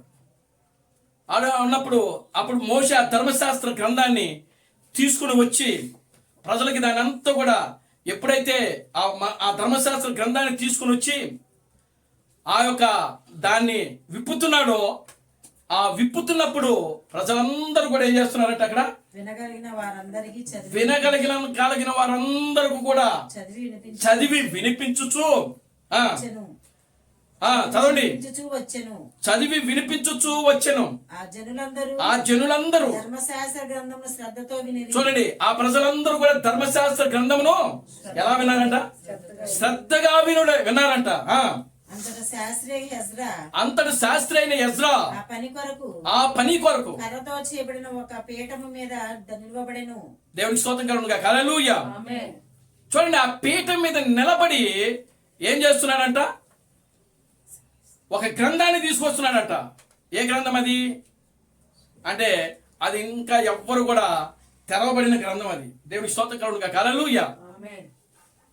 చదవండి ఇప్పుడు. అప్పుడు యెజ్రా అందరికంటే ఎత్తుగా నిలబడి జనులందరూ చూచుచుండగా గ్రంథమును విప్పెను. చూడండి, ఇప్పుడు కింద చదవబడుతున్న గ్రంథం వేరు. అర్థమవుతుందండి మీకు? కింద ఆల్రెడీ చదువుతున్నారు, ప్రజలు వింటున్నారు. దేవునికి స్తోత్రం కలుగును. హల్లెలూయా. అవునా? దేవుని నామానికి మహిమ కలుగును. హల్లెలూయా. అయితే మరలా ఎజ్రా ప్రత్యేకించబడ్డాడు. ఎజ్రా ప్రత్యేకించబడి మరొక గ్రంథాన్ని తీసుకొస్తున్నాడు ఆయన. దేవునికి స్తోత్రం కలుగును గాక. హల్లెలూయా. మరొక గ్రంథాన్ని తీసుకుని వచ్చి అప్పుడు విప్పుతున్నాడంట ఆయన. ఆ గ్రంథమును ఏం చేస్తున్నాడంట ఆయన? విప్పుతున్నాడు. దేవునికి స్తోత్రం కలుగును గాక. హల్లెలూయా. ఆ గ్రంథాన్ని విప్పినప్పుడు జనులందరూ నిలబడ్డారు. ఎజ్రా మహాదేవుడని యెహోవాను స్తుతింపగా జనులందరూ తమ చేతులెత్తి ఆమేన్ ఆమేన్ అని దేవునికి స్తోత్రం కలుగును గాక. హల్లెలూయా. ఆ గ్రంథమును ఎప్పుడైతే విప్పాడో ప్రియులారా గమనించండి, అప్పుడు నెహెమ్యా ఎజ్రా ఏం చేశాడంటే దేవుణ్ణి స్తుతిస్తున్నాడు ఆయన. ఎజ్రా ఎప్పుడైతే దేవుడు స్తుతించడం ప్రారంభించాడో జనులందరూ కూడా ఏం చేస్తున్నారంటే చేతులెత్తి ఆమేన్ ఆమేన్ ఆమేన్ అని పలుకుతా ఉన్నారు. నేలకు ముఖములు ఉంచుకుని దేవునికి స్తోత్రం కలుగును గాక. హల్లెలూయా. నేలకు ముఖములు ఉంచుకుని యెహోవాకు నమస్కారం చేసిరి. ఇక్కడ కూడా ఇది ఒక చిన్న వర్తమానం ఉంది. ఇక్కడ దేవుని నామానికి మహిమ కలుగును గాక. హల్లెలూయా. ఆ గ్రంథం ఏంటి అసలు? ఎజ్రా ఇప్పినటువంటి గ్రంథం ఏంటి? ఆ గ్రంథం విప్పినప్పుడు ఎజ్రా దేవుని స్తుతించాడు. ఎజ్రా దేవుని స్తుతించడమే కాదు, ఆ ఎజ్రా దేవుని స్తుతించినప్పుడు ప్రజలందరూ కూడా ఏం చేస్తున్నారు అంటే చేతులు పైకెత్తి దేవుణ్ణి ఏం చేస్తున్నారు? ఆమేన్ ఆమేన్ అని పలుకుతున్నారంట. దేవునికి స్తోత్రం కలుగును గాక. హల్లెలూయా. ఆ గ్రంథం ఏదో కాదు కానీ అది 7 ముద్రల యొక్క గ్రంథమే. దేవునికి స్తోత్రం కలుగును గాక. హల్లెలూయా. విప్పాడు, ఇప్పి దేవుని స్తుతించాడు. దేవునికి స్తోత్రం కలుగును గాక. హల్లెలూయా. 7 ఉరుముల యొక్క గ్రంథము ఎజ్రా చేతిలో ఉంది. ఈనాడు అదే 7 ఉరుముల యొక్క గ్రంథాన్ని మనకు బయలుపరిచింది క్రీస్తు థామస్, నిజమైన ఎజ్రా. దేవుని నామానికి మహిమ కలుగును గాక. హల్లెలూయా. కనుక ఆయన ఆ యొక్క వర్తమానాన్ని ఇస్తున్నప్పుడు, అది విప్పినప్పుడు ఎజ్రా ఏం చేస్తున్నాడు? దేవుణ్ణి స్తుతిస్తున్నాడు. ప్రజలందరూ కూడా చేతులెత్తి ఆమేన్ అని పలుకుతున్నారు. వాళ్ళ ముఖములు నేలకు మోపి ఆయనకు సాష్టాంగపడి నమస్కారము. దేవునికి స్తోత్రం కలుగును గాక. హల్లెలూయా. కనుక ప్రియమైన దేవుని బిడ్డలారా, ఆమేన్, దేవుడే ఆమేన్ అయి ఉన్నాడు. దేవుని నామానికి మహిమ కలుగును గాక. హల్లెలూయా. ఈరోజు క్రీస్తు థామస్ ఇచ్చినటువంటి సందేశానికి, క్రీస్తు బ్రనహాం ఇచ్చినటువంటి సందేశానికి, ఈ పరిశుద్ధ గ్రంథానికి మనము నిత్యము కూడా ఏం చేయాలంటే ఆమేన్ ఆమేన్ ఆమేన్ అని చెప్తానే ఉన్నారు. మనం ప్రభువా మోషే ద్వారా ఈ ధర్మశాస్త్ర గ్రంథాన్ని మీరు మాకు ఇచ్చారు అని చెప్పి ఆమేన్ అని పలకాలి మనం. దేవునికి స్తోత్రం కలుగును గాక. హల్లెలూయా. క్రీస్తు బ్రనహాం ద్వారా మాకు 7 ముద్రలు, 7 తెగుళ్ళు, 7 సంఘకాలాలు, ఎన్నో వర్తమానాలు ఇచ్చాడు ఆయన. దానికి మనం ఆమేన్ అని చెప్పాలి. క్రీస్తు థామస్ ద్వారా మనకు 7 ఉరుముల యొక్క గ్రంథాన్ని, ఆ చిన్న పుస్తకాన్ని విప్పాడు ఆయన. దేవుని నామానికి మహిమ కలుగును గాక. హల్లెలూయా. దానికి సంఘము ఆమేన్ అని చెప్పాలా. దేవునికి స్తోత్రం కలుగును గాక. హల్లెలూయా. కనుక ప్రియమైన దేవుని బిడ్డలారా, ఆమేన్ అనువాడు ఆయన. ఆయన ఎవరండి? ఆమేన్ అనువాడు. ఈ నెహెమ్యా కాలంలో ప్రజలు దేవుని స్తుతిస్తున్నారు. ఎజ్రా గ్రంథమును విప్పాడు. ఓ ఎజ్రా దేవుని స్తుతిస్తున్నప్పుడు, దేవుని ఆరాధిస్తున్నప్పుడు, దేవుని మహిమపరుస్తున్నప్పుడు ప్రజలు 2 చేతులు ఎత్తి ఆమేన్ ఆమేన్ ఆమేన్ అని వాళ్ళు కేకలు వేస్తున్నారు. దేవుని స్తుతిస్తున్నారు, దేవుని ఆరాధిస్తున్నారు, దేవుని మహిమపరుస్తున్నారు. దేవుని నామానికి మహిమ కలుగును గాక. హల్లెలూయా. చూడండి ప్రియమైన దేవుని బిడ్డలారా, దావీదు యొక్క కాలంలో ఆ యొక్క మందసాన్ని తీసుకొచ్చినప్పుడు వాళ్ళు ప్రజలు దేవుని స్తుతిస్తున్నారు, దేవుని ఆరాధిస్తున్నారు, దేవుని మహిమపరుస్తున్నారు. ఆమేన్ ఆమేన్ అని చెప్పి తమ నోటితో అరుస్తున్నారు, గంతులు వేస్తున్నారు, చప్పట్లు కొడతా ఉన్నారు. ఆ మందస్థము ప్రియమైన దేవుని బిడ్డలారా, నిజమైన మందస్థం అది పెళ్లి కుమార్తె. ఈ రోజున దేవుని స్తోత్రం కలుగును గాక. హల్లెలూయా. దేవుని యొక్క మందస్థము ఏదో కాదు, అది నిజమైన పెళ్లి కుమార్తె. దేవుని యొక్క మందస్థమైనది. 7 ఉరుముల యొక్క గ్రంథము విప్పింది క్రీస్తు థామస్ అయి ఉన్నాడు ఆయన. దేవుని నామానికి మహిమ కలుగును గాక. హల్లెలూయా.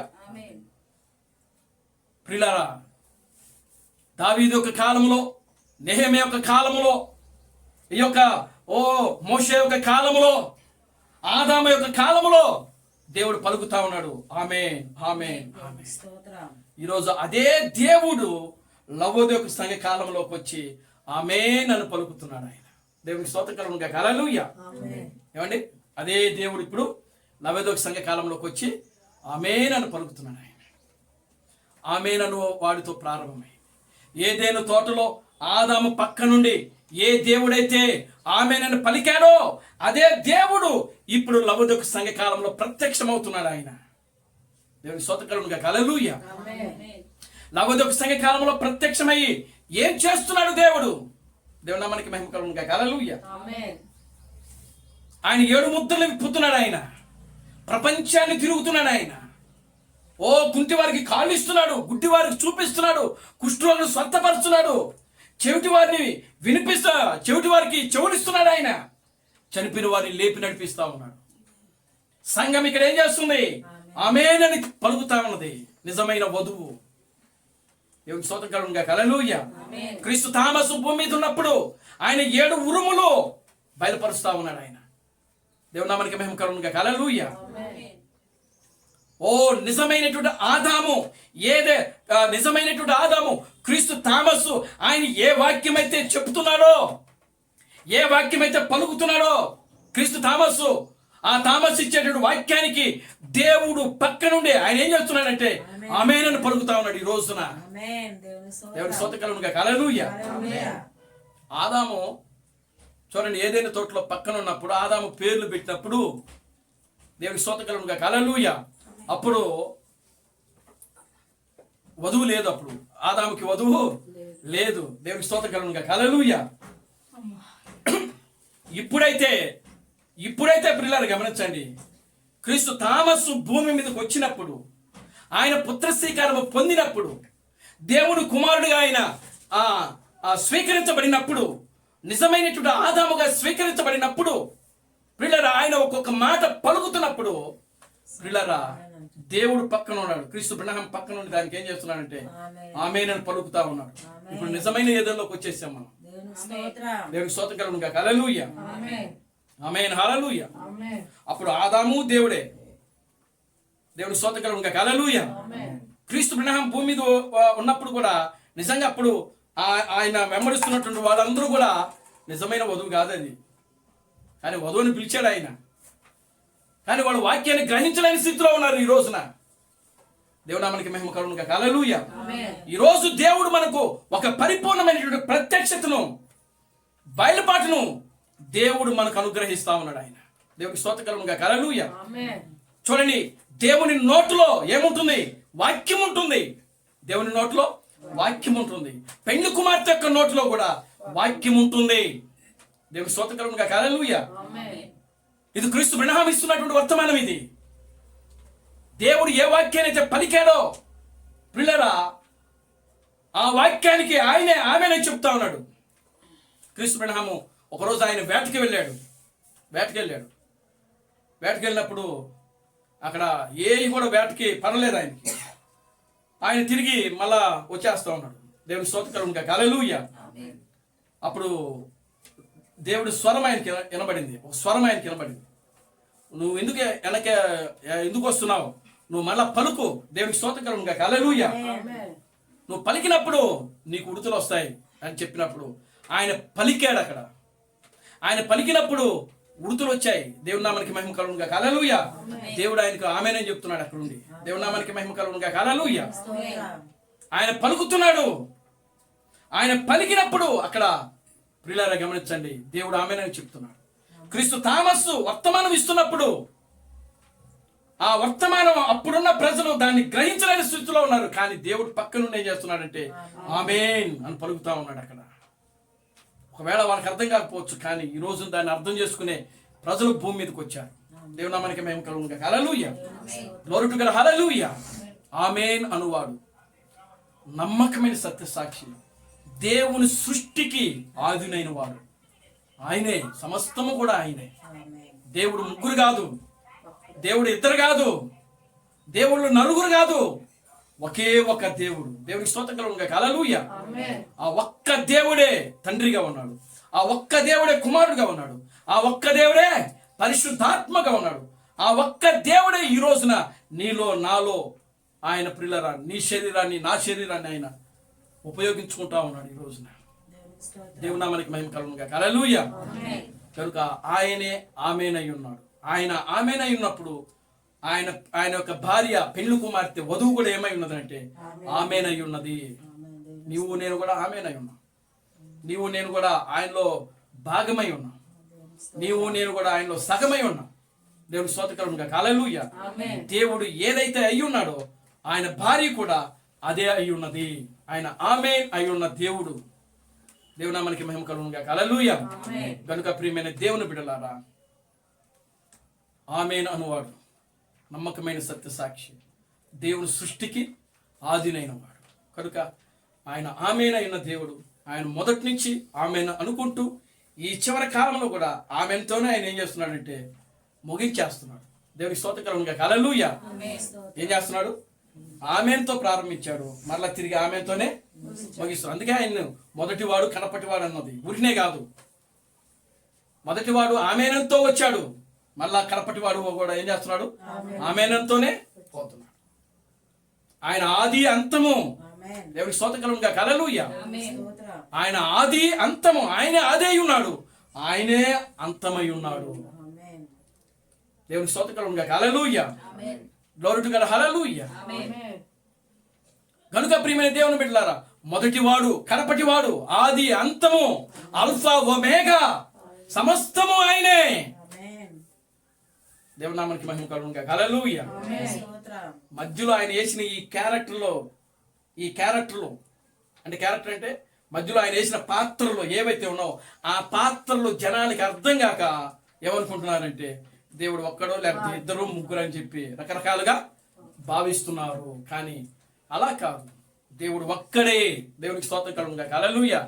ఆ దేవుడే ఆమేన్ అయి ఉన్నాడు. ఆ దేవుడే అల్ఫా ఒమేగా. ఆ దేవుడే మొదటివాడు కడపటివాడు. ఆ దేవుడే ఆది అంతమై ఉన్నాడు. సమస్తమును ఆయనే. సంగమునకు శిరస్సు ఆయనే. సంగమును ఆ సృష్టికి ముందున్నవాడు ఆయనే. సమస్తము ఆయనే. ఆయనే ఆమేనై ఉన్న దేవుడు. ఆయన తప్ప ఈ లోకంలో ఇంకొకరు వేరొకరు లేరు. ఆయన లేకుండా ఏది కలగలేదని వాక్యములో రాయబడింది. సమస్తమునకు ఆయనే ఆధారభూతుడు, ఆది సంభూతుడు. మృతుల్లో తిరిగి మొట్టమొదటిగా లేచిన వాడు ఆయనే. దేవుని నామానికి మహిమ కలుగును గాక. హల్లెలూయా. సమస్తమునకు ఆది సంభూతుడు ఆయనే. ఆది సంభూతుడు అనగా అర్థం ఏంటంటే ముందున్నవాడు. ఆయనకు ముందున్నవాడు ఎవడూ లేడు, ఆయనే ముందున్నవాడు, ఆయనే ఆది సంభూతుడు. దేవునికి స్తోత్రం కలుగును గాక. హల్లెలూయా. కనుక ప్రియమైన దేవుని బిడ్డలారా, సమస్తమును ఆయనే. ఆయన లేకుండా ఏది కూడా భూమి మీద కలగలేదు. కలిగినది ప్రతిది కూడా ఆయన మూలముగానే కలిగినది. దేవుని నామానికి మహిమ కలుగును గాక. హల్లెలూయా. ఆయన లేకుండా ఏది కూడా కలగలేదు. ఆయన లేకుండా ఏది కలగలేదు. దేవుని నామానికి మహిమ కలుగును గాక. హల్లెలూయా. ఈ ప్రపంచంలో ఈ రోజు మానవుడు అనుభవిస్తున్న ప్రతిదీ, ఈ ప్రపంచంలో మానవుడు అనుభవిస్తున్న ప్రతిదీ కూడా అది దేవుని ద్వారానే భూమి మీదకి వచ్చింది. దేవుని స్తోత్రం కలుగును గాక. హల్లెలూయా. అది దేవుని ద్వారానే సృష్టింపబడింది, దేవుని ద్వారానే అనుమతించబడింది. దేవుని నామానికి మహిమ కలుగును గాక. హల్లెలూయా. కనుక దానిని బట్టి మనం నిత్యము కూడా మన దేవునికి మనం స్తుతిస్తూ ఆమేన్ ఆమేన్ ఆమేన్. దేవుని నామానికి మహిమ కలుగును గాక. హల్లెలూయా. ఆయన లేకుండా ఏది కలుగలేదు. సూర్యుడు చంద్రుడు కలగలేదు. ఈరోజు సైన్స్ బయటకు వచ్చింది. ఆయన లేకుండా సైన్స్ బయటకు రాలేదు. ఈరోజు విజ్ఞానం బయటకు వచ్చింది. ఆయన లేకుండా విజ్ఞానము బయటకు రాలేదు. దేవుని నామానికి మహిమ కలుగును గాక. హల్లెలూయా. కనుక ఈ భూమిని ఈ రోజున ప్రియులారా గమనించండి, ఏదైతే ఉన్నదో ఆ ఉన్నది ప్రతిదీ కూడా ఆయన మూలముగానే వచ్చింది. దేవుని నామానికి మహిమ కలుగును గాక. హల్లెలూయా. ఆయన ద్వారానే అనుమతించబడ్డాయి. ఈరోజు మానవుడు అనుభవిస్తున్న ప్రతి వనరులో, ఈనాడు ఈ సృష్టిలో మానవుడు అనుభవిస్తున్న ప్రతి వనరులు ఏదైతే ఉన్నావో ఆ వనరులన్నీ కూడా ఆయన అనుమతి ద్వారానే భూమి మీదకి వచ్చినాయి. దేవుని నామానికి మహిమ కలుగును గాక. హల్లెలూయా. ఆయన లేకుండా ఏది కూడా ఈ భూమి మీదకి రాదు. ఆయన అనుమతితోనే భూమి మీదకి వచ్చింది. దేవునికి స్తోత్రం కలుగును గాక. హల్లెలూయా. ఆయన లేకుండా ఏది కూడా కలుగలేదు. ఆయన సమస్తమునకు ఆది సంభూతుడు. దేవుని స్తోత్రం కలుగును గాక. హల్లెలూయా. ఆయన సమస్తమునకు ఆది సంభూతుడు. కనుక ప్రియమైన దేవుని బిడ్డలారా, ఆయనే ఆమేనై ఉన్న దేవుడు. ఆమేనను వాడు ఆయనే, మొదటివాడు ఆయనే, కడపటివాడు ఆయనే. ఓ చనిపోయి మృతుల నుండి తిరిగి లేచిన వాడు కూడా ఆయనే. ప్రార్థన చేసుకుందాం. దయచేసి అందరూ లేచి నిలబడండి, ప్రార్థన చేద్దాం. అందరూ కూడా లేచి నిలబడండి, ప్రార్థన చేద్దాం. హల్లెలూయా, హల్లెలూయా, హల్లెలూయా, హల్లెలూయా, హల్లెలూయా. మమ్మల్ని మిక్కిలిగా ప్రేమించిన మా మంచి తండ్రి, జీవం గల దేవుడా, జీవాధిపతి, నిన్న నేడు నిరంతరము ఒకటే రీతిగా ఉన్న మా పరమ తండ్రి, నా ప్రభువైన అబ్రహాం క్రీస్తు నీ పవిత్రమైన పాదాలకు వందనాలు, స్తుతులు, స్తోత్రము ప్రభువా. ఓ నిశ్చయముగా నా తండ్రి, ఇప్పటి వరకు నాయన ఆమేన్ అనువాడు అనేటువంటి నా ఒక గొప్ప సందేశాన్ని ప్రభువా మీరు మాకు అనుగ్రహించారు. అందును బట్టి మీకు వందనాలు, స్తుతులు, స్తోత్రం నాయన. నీవే ఆమేన్ అయిన దేవుడు నాయన.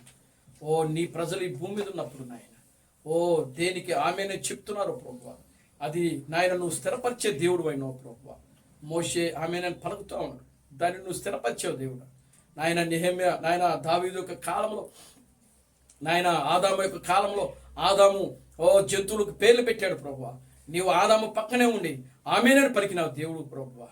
మోషే నాయన తన ప్రజలకు నాయన ఓ ఏ విషయాలైతే ఓ నాయన బోధించినాడో ఆ బోధకునైనా నువ్వు ఆమెనని చెప్తా ఉన్నావు ప్రభువా. నేను నాయన దావీదు యొక్క కాలంలో ఓ మందస్సును తీసుకొని రాబడింది నా తండ్రి. ఓ మనస్సును తీసుకొస్తున్నప్పుడు ఓ ప్రజలు ఆమేనని చెప్తూ గంతులు వేస్తూ నాట్యం చేస్తూ మిమ్మల్ని స్తుతిస్తూ మిమ్మల్ని ఆరాధించడం మొదలు పెట్టారు ప్రభువా. నీవు ఆమేనని పలుకుతున్నావు తండ్రి ప్రభువా. అదిగో నెహెమ్యా యొక్క కాలంలో కూడా ప్రభువా నీవు ఆమేనని పలుకుతున్నావు తండ్రి. ఈ చివరి దినాల్లో ప్రభువా క్రీస్తు అబ్రహాము ఓ నైనా నువ్వు ఆమేన్ అనువాడుతోనే నీ కాలము ప్రారంభమైంది ప్రభువా.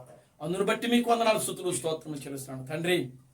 నిశ్చయముగా నాయన ఇక్కడ కూడిన ప్రతి బిడ్డను దీవించి ఆశీర్వదించండి. ఈ మధ్యాహ్నపు దీవెనతో నింపండి. ఓ అన్ని విషయాలు నీ కృపను దాయించండి. సమస్త ఘనత మహిమను తెచ్చుకోమని జీవం కలిగిన నా ప్రభు అయిన అబ్రహాం క్రీస్తును నీ సర్వశక్తి కలిగిన నామములో ప్రార్థించి స్తుతించి వేడుకొనుచున్నాము. ఆమేన్. అందరూ రెండు చేతులు పైకెత్తి కోరస్ పాడుకుందాం. Christ Branham never fails. Christ Branham never fails. Christ Branham never fails in thee. Hallelujah. Hallelujah. Christ Branham never fails in thee. నా ప్రాణమా ప్రభువును స్తుతించు, నా అంతరము సమస్తమైన పరిశుద్ధనామమును స్తుతించు.